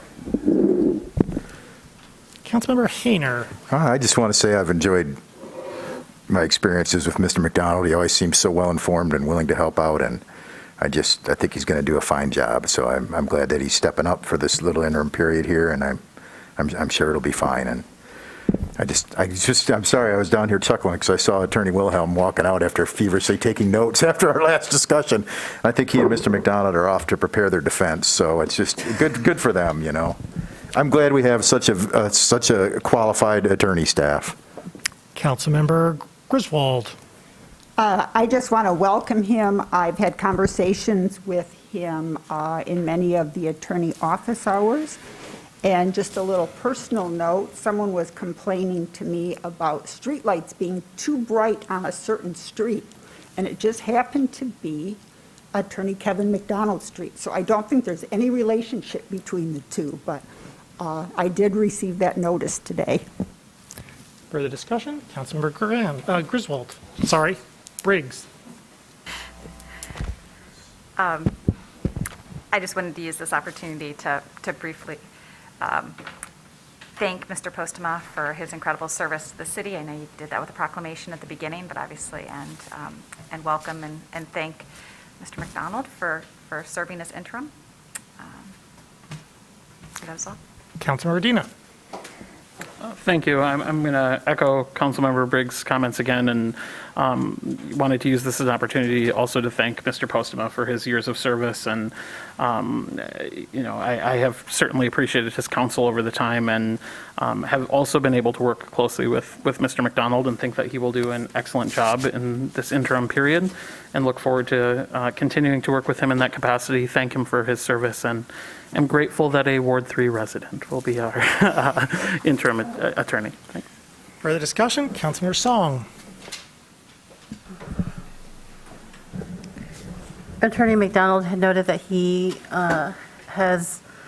was on our planning commission, and a while ago, and I just want to recognize that commitment to public service, starting out in a commission and now being on staff and now taking on this role. So I wish him luck and I thank him. Further discussion? Councilmember Romali. Thank you, and just want to again take the opportunity to welcome Mr. McDonald into that position and give him one last opportunity to run if he wants. Just kidding. And I'm sure you'll do a great job. All the interactions that I've had, even when I am disagreeing with things, always able to respond in a cordial and professional manner, and just always takes the time to make sure that he understands what's being asked and understands the question, so he can get you the answer that you need. So I appreciate the diligence and the courtesy that has been shown, and look forward to a new era. Thank you. Further discussion? For my part, I'd like to, of course, welcome Mr. McDonald's service as interim. Mr. McDonald has served the city long, and his service has been excellent. And no doubt his service as interim will be exactly the same. He's a pleasure to work with. He's wise and thoughtful, and provides us with well-reasoned and practical advice. We are lucky to have him. Further discussion? All in favor? Opposed? It is approved. Mr. Postema, assuming that you're still here or there, do we have a closed session today? Well, you can see that I'm still here if you look up at the screen, Mayor. Now I can. Previously, you were just a tiny little square. I do have some comments. I commented earlier, and I would like my written statement. Can I, just as a matter of pure protocol, can you have your communications? I don't want to have your last meeting involve you skipping your proper place in the agenda. Do we have a closed session today? We do not. Thank you. Do we have we have before us the clerk's report of communications, petition, and referrals. We have a motion, please. Moved by Councilmember Briggs, then Redina. Discussion of the clerk's report. All in favor? All opposed? The clerk's report is approved. Mr. Postema, perchance, do you have a comment? I do. I spoke earlier, and I am requesting that the city clerk add my final remarks. I've sent them to her as communications from the city attorney on this agenda. And I would also, again, commend Mr. McDonald to you. I, of course, drafted the resolution at the request of the admin committee. And many of you don't know, but Kevin and I share a history. Kevin, in addition to being a scholar at Pioneer High School, was also quite a talented half-miler, and we both shared, although 10 years earlier, we were both I was on the same type of relay team, and I feel like being on a team like that, where you pass the baton, has some meaning. And Kevin was my first hire at the city. He agreed to come 18 years ago when I watched him on the Planning Commission and conduct himself and describe things, and I wanted to find out who this person was, and who turned out to be an attorney. And so it's been really good to have him as the first hire, and I commend him to the council, and it's special for me to watch him take up this interim role, and then the special role he will play as the Chief Deputy City Attorney for the City of Ann Arbor. Thank you. Thank you, Mr. Postema. We now come to public comment general time. Public comment general time is an opportunity for members of the public to speak to council and the community about matters of municipal interest. To speak at public comment general time, one need not have signed up in advance. Speakers have 3 minutes in which to speak, so please pay close attention to the time, both here and online. We'll run through the folks here to see, and then turn to folks who wish to speak over the interwebs. Is there anyone who'd like to speak at public comment? Hey, I'm just Kai, and I'm speaking on my behalf. Part of what has made Ann Arbor great is due to those who have worked for the city itself. Stephen Postema is part of what has made Ann Arbor great, and that service must be celebrated and thanked. I think Postema should be proud of the work that he has done, and in my limited capacity, I'm proud of the work that he did. As a 3-minute spectator of council, I felt he was usually rather quiet at council, but I absolutely admired him when he would speak out and defend the work that he did, especially when some of you attacked him for purely political reasons. He was incredibly professional, and he had incredible ethics. I admire that.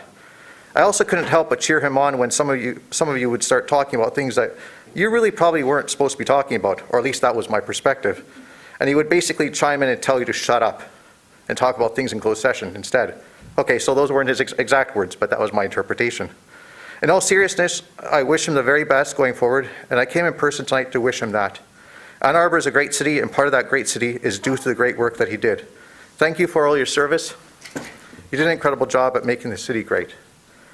On a different topic, it is politics. In the future, the city should double check to see if large bids have OSHA violations, regardless of what the application says. I recognize that council might not like the curveballs at the start of a meeting, but part of the 3-minute public process of speaking here is to inform you of issues that you may have overlooked. In my opinion, unlisted OSHA violations should be a factor in rejecting a contract. If a bid came under an old process, then the old process should be followed. Lastly, personally, it is actually really nice to see all of you. And I really mean that, all of you. Regardless of our political differences and stuff, it's just nice to see you. It's been a difficult time, COVID, Ukraine, all that stuff, and so I just wish everyone good health and best wishes and in your personal lives. That's all I had to say. Take care. Good night. Just Kai. Nice to see you. Thank you. Is there anyone else who'd like to speak at public comment?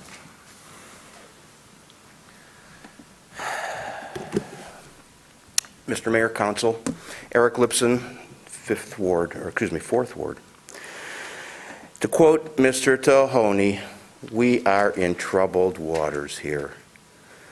In behalf of any attorney that might be representing McKenzie Contracting, I'd say thanks a lot. You have created one of the best records possible. Your hypocrisy on the record. You started out, oh, it's all about safety. It's all about safety. And then all of a sudden it's not about safety when you find out that the other contractor misrepresented themselves, whether you are trying to deny it or not. Bury your heads in the sand. We didn't know that. Of course you knew that. Have you ever heard of Dominion Voting versus Giuliani and all those guys? I'm not sure I understand. Sorry. Have you ever heard of Giuliani or Dominion Voting versus Giuliani? That was a case in which a corporation was defamed by politicians, among other people, and lawyers. You have defamed McKenzie Contracting. You have denied them a bid on false pretenses of another contractor. This nonsense about, you think anybody is going to buy this nonsense that you overrode the staff because of an apprenticeship program? And in addition, as it was pointed out, Bailey Contracting says they have 0 people who live in Washtenaw County. Oh, and 20% of their subcontractors live in Washtenaw County. Just like they had zero OSHA violations. You haven't done your, if you don't know that about them, you haven't done your due diligence. So you guys I'm going to give you some free legal advice. Unless they chicken out because they don't want to be blacklisted by the city in the future, by somebody who says, well, they sued us, we're not going to use them as a contractor anymore, they will sue you, and they would win. I don't know that they're going to. The other thing I want to comment on is the bridge to the hospital. I'll say one thing. Guys, I love bicycles. I bicycle. I'm in favor of bike lanes. People don't ride bikes to the emergency room. Will you please figure that out? Come on, get off it. This is a hospital we're talking about. This is not downtown Ann Arbor.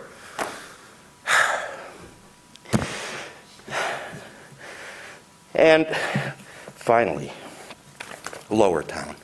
Not Lower Town, excuse me, TC1. I have 20 seconds, and I'll just say it again. It's a big coincidence that your biggest donors own 20% of the area to be rezoned. 20% of the properties. That's not a conspiracy theater, and doesn't own, is the agent for. The middleman, the guy who made the deals, who said, I've got a great deal for you in property in Ann Arbor. Thank you. Is there anyone else in House who would like to speak at public comment?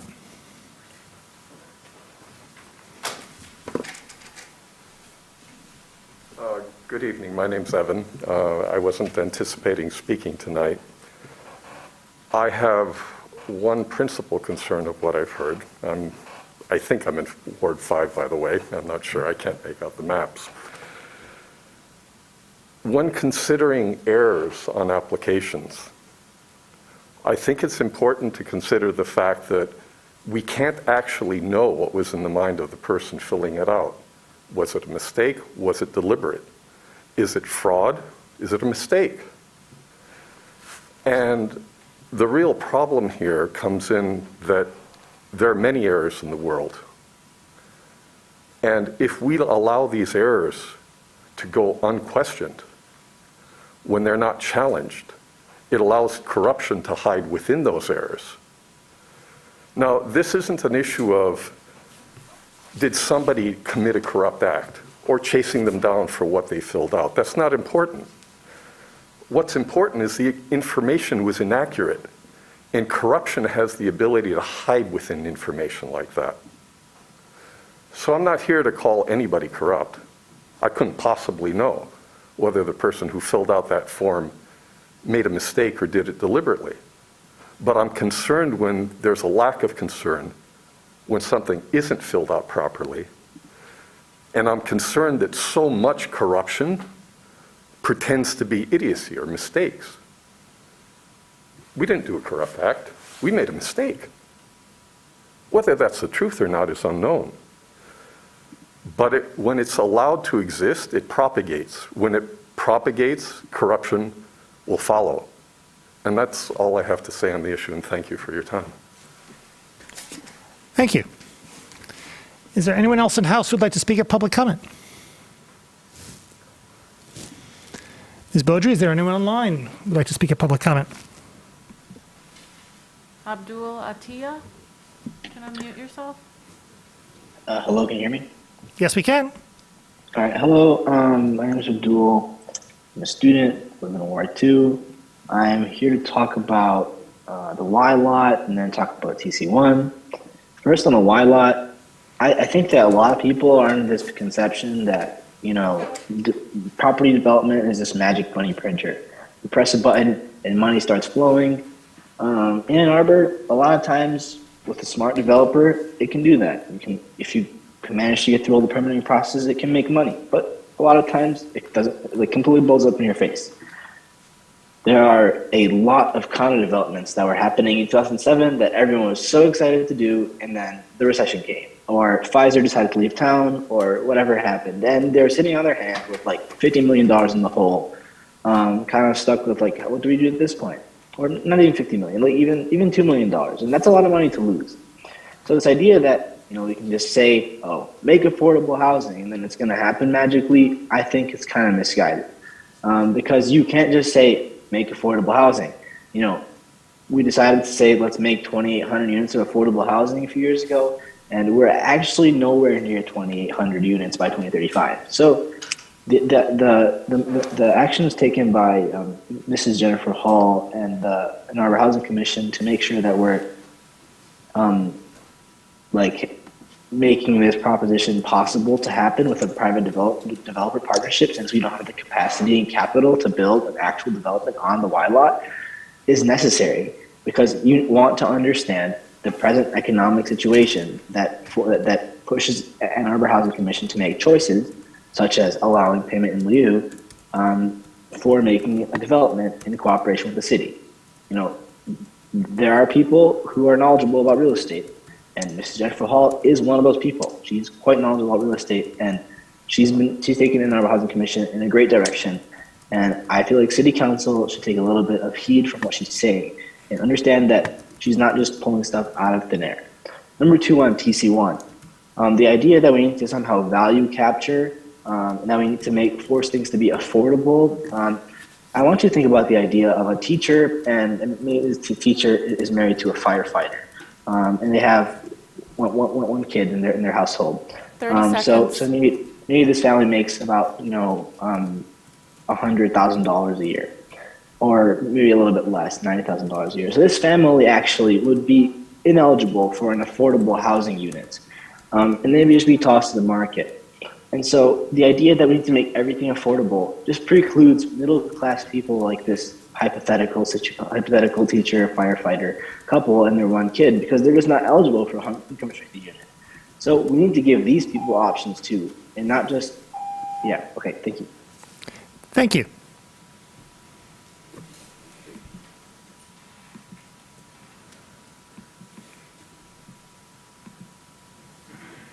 Caller with the phone number ending in 936, do you have a comment?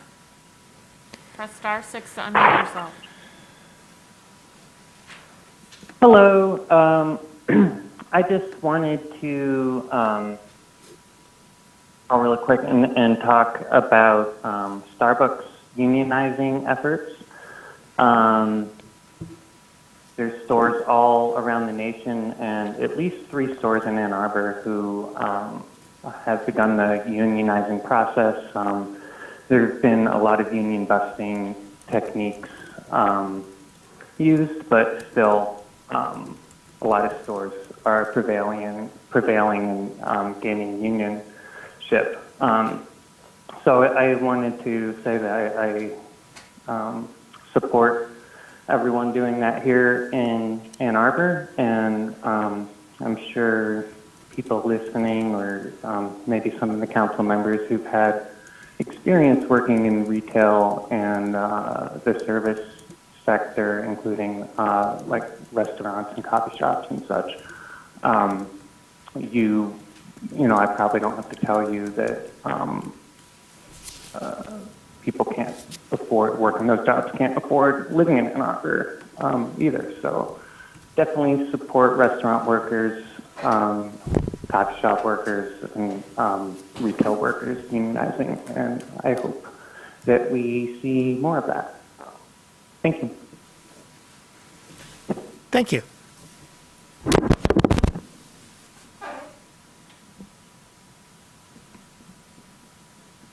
Caller with the phone number ending in 534, do you have a comment?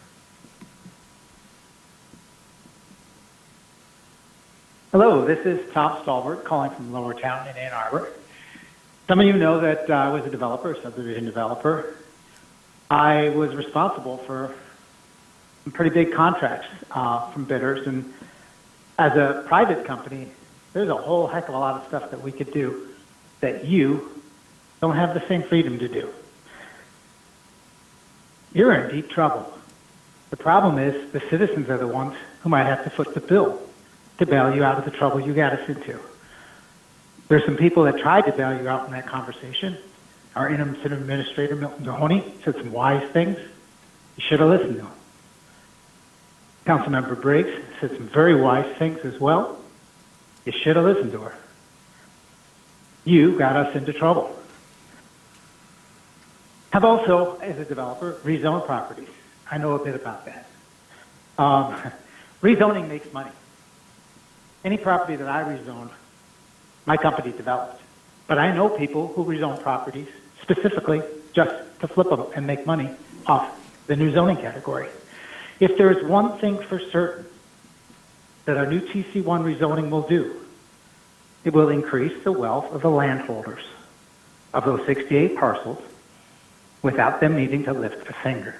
The city-initiated action, let me repeat that. This is a city-initiated action that will increase the wealth of private individuals, companies, the University of Michigan, whoever owns those 68 parcels. Now, I know you didn't want to tell us who owns the 68 parcels, and I know you gave us a reason. You didn't give us a reason why you can't give us the value. We, the city of Ann Arbor, are going to give away this money. We are going to increase value on other people's properties. You could give us an estimate, just so we know when you vote that you're aware. Let's not bury our head in the sand on this. You're giving money to people. They will be wealthier the day after you vote. How much? Why don't you give us an estimate? Let us know.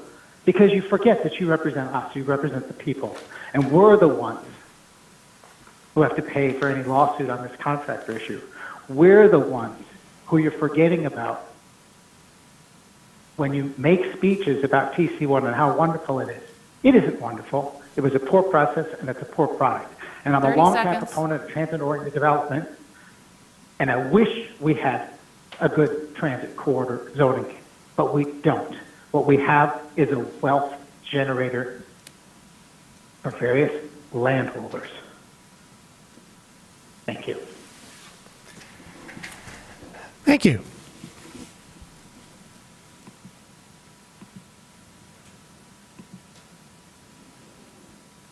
Caller with the phone number ending in 920, do you have a comment? Press *6 to unmute your phone.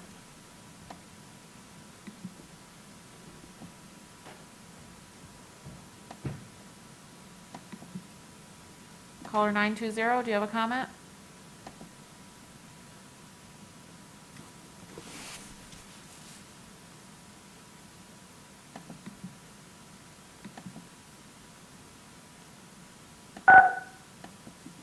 Caller 920, go ahead. Can you hear me? Great.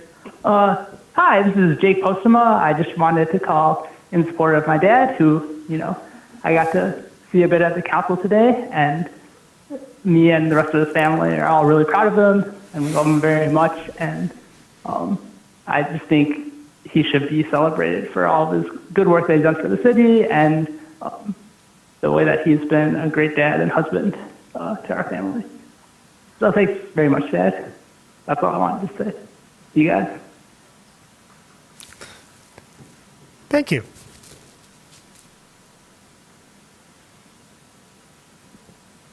Mayor, I don't see any other callers on the line with their hands up. Is there anyone else who'd like to speak at public comment? Seeing no one, public comment is closed. Are there communications today from council? Councilmember Griswold. I just want to touch on the East Medical Center Drive Bridge, and staff has asked that we not pursue obtaining any additional money so that the infrastructure could be improved for pedestrians and cyclists, and I'm going to honor that direction at this point, but I really hope that before it's actually constructed, we can look at the pedestrian and cycling infrastructure, because what we're going to have with the current design is less safe, and I'm not talking about the right turn lane, just the actual width of the sidewalks. And I would suggest that staff take a look at this process, and there are definitely some lessons learned. The Transportation Commission got involved very late in the process. I think that the focus from the public, at least, was on that extra vehicle lane, which was actually the right turn lane, and there was very little attention to improving pedestrian and cycling infrastructure. And so what we have is something that is not good now, and it definitely does not take into account our A20 goals for the next 10 or 20 years. So again, let's learn from that mistake, and let's try to get it approved later in the process. Thank you. Councilmember Hayner. Yeah, thanks, Mr. Mayor. I normally do kind of a summary in my mind after the meetings of what did we accomplish tonight, and try and be positive about it. And so I'm thinking, what did we accomplish tonight? What happened before us? And, well, we bid farewell to Mr. Postema, and I do want to thank him personally for kind of his open door policy, and that he accepted and understood my extreme interest in the Gelman matter that was before us and continues to be before us, and that I really believe that he genuinely. He kind of fostered my ability to read into that, and always was providing the documents that I asked for and needed. And I really believe that he listened to the things that I was saying about it. And I thank him for that, and hopefully we'll get some good outcomes. And then we also heard from some passionate supporters of the arts, and I hope that it encourages us to act accordingly. And also, when we do reevaluate the ARPA funds, that we consider that they are designed to help those who have suffered most under COVID. We rezoned 68 parcels and massively enriched some folks in our city without requiring any concessions for affordability or carbon neutrality or increased stormwater management or really anything. We awarded a $1.3 million contract to a quasi or possibly responsible bidder. And I think that's a valuable heads up to staff. I think they're going to take that to heart. And I also recognize that we dance around the issues a little bit here. But when you're trying to elevate oneself politically in this town, you stamp a big D on your forehead and you start climbing the ladder, and you take the unions and the special interest groups and everybody else that's going to support you on the way up that ladder with you. And that's what's going on here. I don't think anybody's really trying to hide it. Just come out and say it. You only want to give bids to union shops. I get it. My dad was a millwright. I come from a union family. Councilmember Grant. Thank you. I won't repeat all of the accolades that have been said this evening about Mr. Postema, but I want to thank Jake for calling in. And I agree. He is really dedicated to your family, and I'm so pleased that our mostly loss of this, consummate professional and public servant, that the gain is that he's going to be able to spend more time with his wife and family and in this community. And I do want to thank Mr. Postema that he has agreed to stay on a very part-time basis, and we're going to hold him to stay on a very part-time basis. To help us with this transition, and that's truly appreciated, and I think speaks to his dedication to the city and care for this community. But it also doesn't feel like goodbye because Stephen Postema is of this community, and we all know that at some point we're going to run into him out and about. And my request is that when that happens, please just don't call me council member anymore. Thank you for your service. Councilor Riggs. So I also would like to speak about East Medical Center Drive for a second, though perhaps with slightly different points than Councilmember Griswold. One, I just wanted to point to the CA9. I'm glad to see that we didn't speak to that earlier in the agenda, but I'm glad we're moving forward that design. I'd like to note that that's all borne with funds from our general fund. There's no cost sharing on that. So hopefully when it comes to construction, there will be some cost sharing, though, of course, there have been no promises. There were comments made that Transportation Commission, which I'm service liaison to, got involved late in the process, and I just want to clarify that we did not. Transportation Commission considered this in November and then again in December, and this was brought back to council in, when was that? Early February, so late January. So there was certainly plenty of engagement there, and the process worked. I wasn't on the prevailing side of providing an amendment, but I presented an amendment that provided an opportunity for different widths of sidewalks, and that was voted down by the majority, and that was the prerogative of the body, but I think it's a little insincere. I don't mean to use that word, insincere. I think that, we had an opportunity to make a different decision, and the council decided not to, and that's process. However, I would like to point out that issues of non-motorized access were being raised because there are plenty of users, as our data showed in the November counts that were taken by U of M, including bike riders. This is the largest employment center in our city, and so plenty of people walk and bike there. This was never an issue of trying to pit cars against bikers or walkers. It's just about trying to accommodate all users safely. And as for folks who ride to the emergency room on their bikes, probably not so many do, but my husband did when he fell and crashed and broke his collarbone, and he biked himself to the hospital. So at least one person did. Councilmember Ramlawi. Thank you, and I appreciate the civility that was observed here tonight. I know we're going to have heated disagreements. That won't go away. But I do appreciate that council rules are respected. I also appreciate members of the public being here tonight. Come out and listen to us for the last 3.5 hours and paying attention to everything that's being said, and speaking, truthfully and powerfully here at the end of the meeting. All too often, myself, can speak for myself, that I lose sight of why I'm up here and who elected me. And ego starts getting in the way, and tunnel vision and stubbornness, and not taking a step back and reflecting and making decisions based on the principles that got me here to begin with.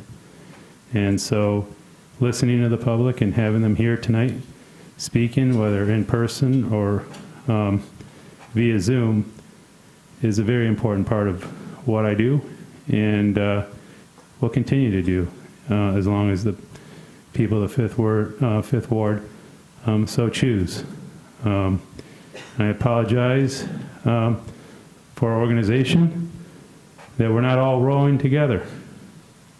It's making the job much more difficult for our staff and other leaders of this organization. So I don't know when we're going to start rowing in the same direction, but it is coming at a cost, and Councilmember? That's all I can say. Thank you. Further discussion? Councilmember Song. I neglected an update from the Public Arts Commission. We had a meeting last week. We are on our way to actually having a Black Lives Matter mural, and are working with administration on finalizing that. We also have in the works a redesign of, I think, our city flag that we're in discussion for. But the group has been really great in talking about how we can include art in capital improvement projects. We had a commissioner who termed off, and it was really nice to see the commitment from community members who strongly believe in the arts and not only are part of the arts community, but are committed to public service and volunteering their time in these commissions, and making sure that these projects come through, even with very little to no funding. It's admirable when folks step up to assist us in that way. So hopefully we'll have more details as these projects come along. Thanks. Further discussion, further communication from council? Motion to adjourn, please. Moved by Nelson Iyer. Discussion? All in favor? Opposed? We're adjourned. Night, folks.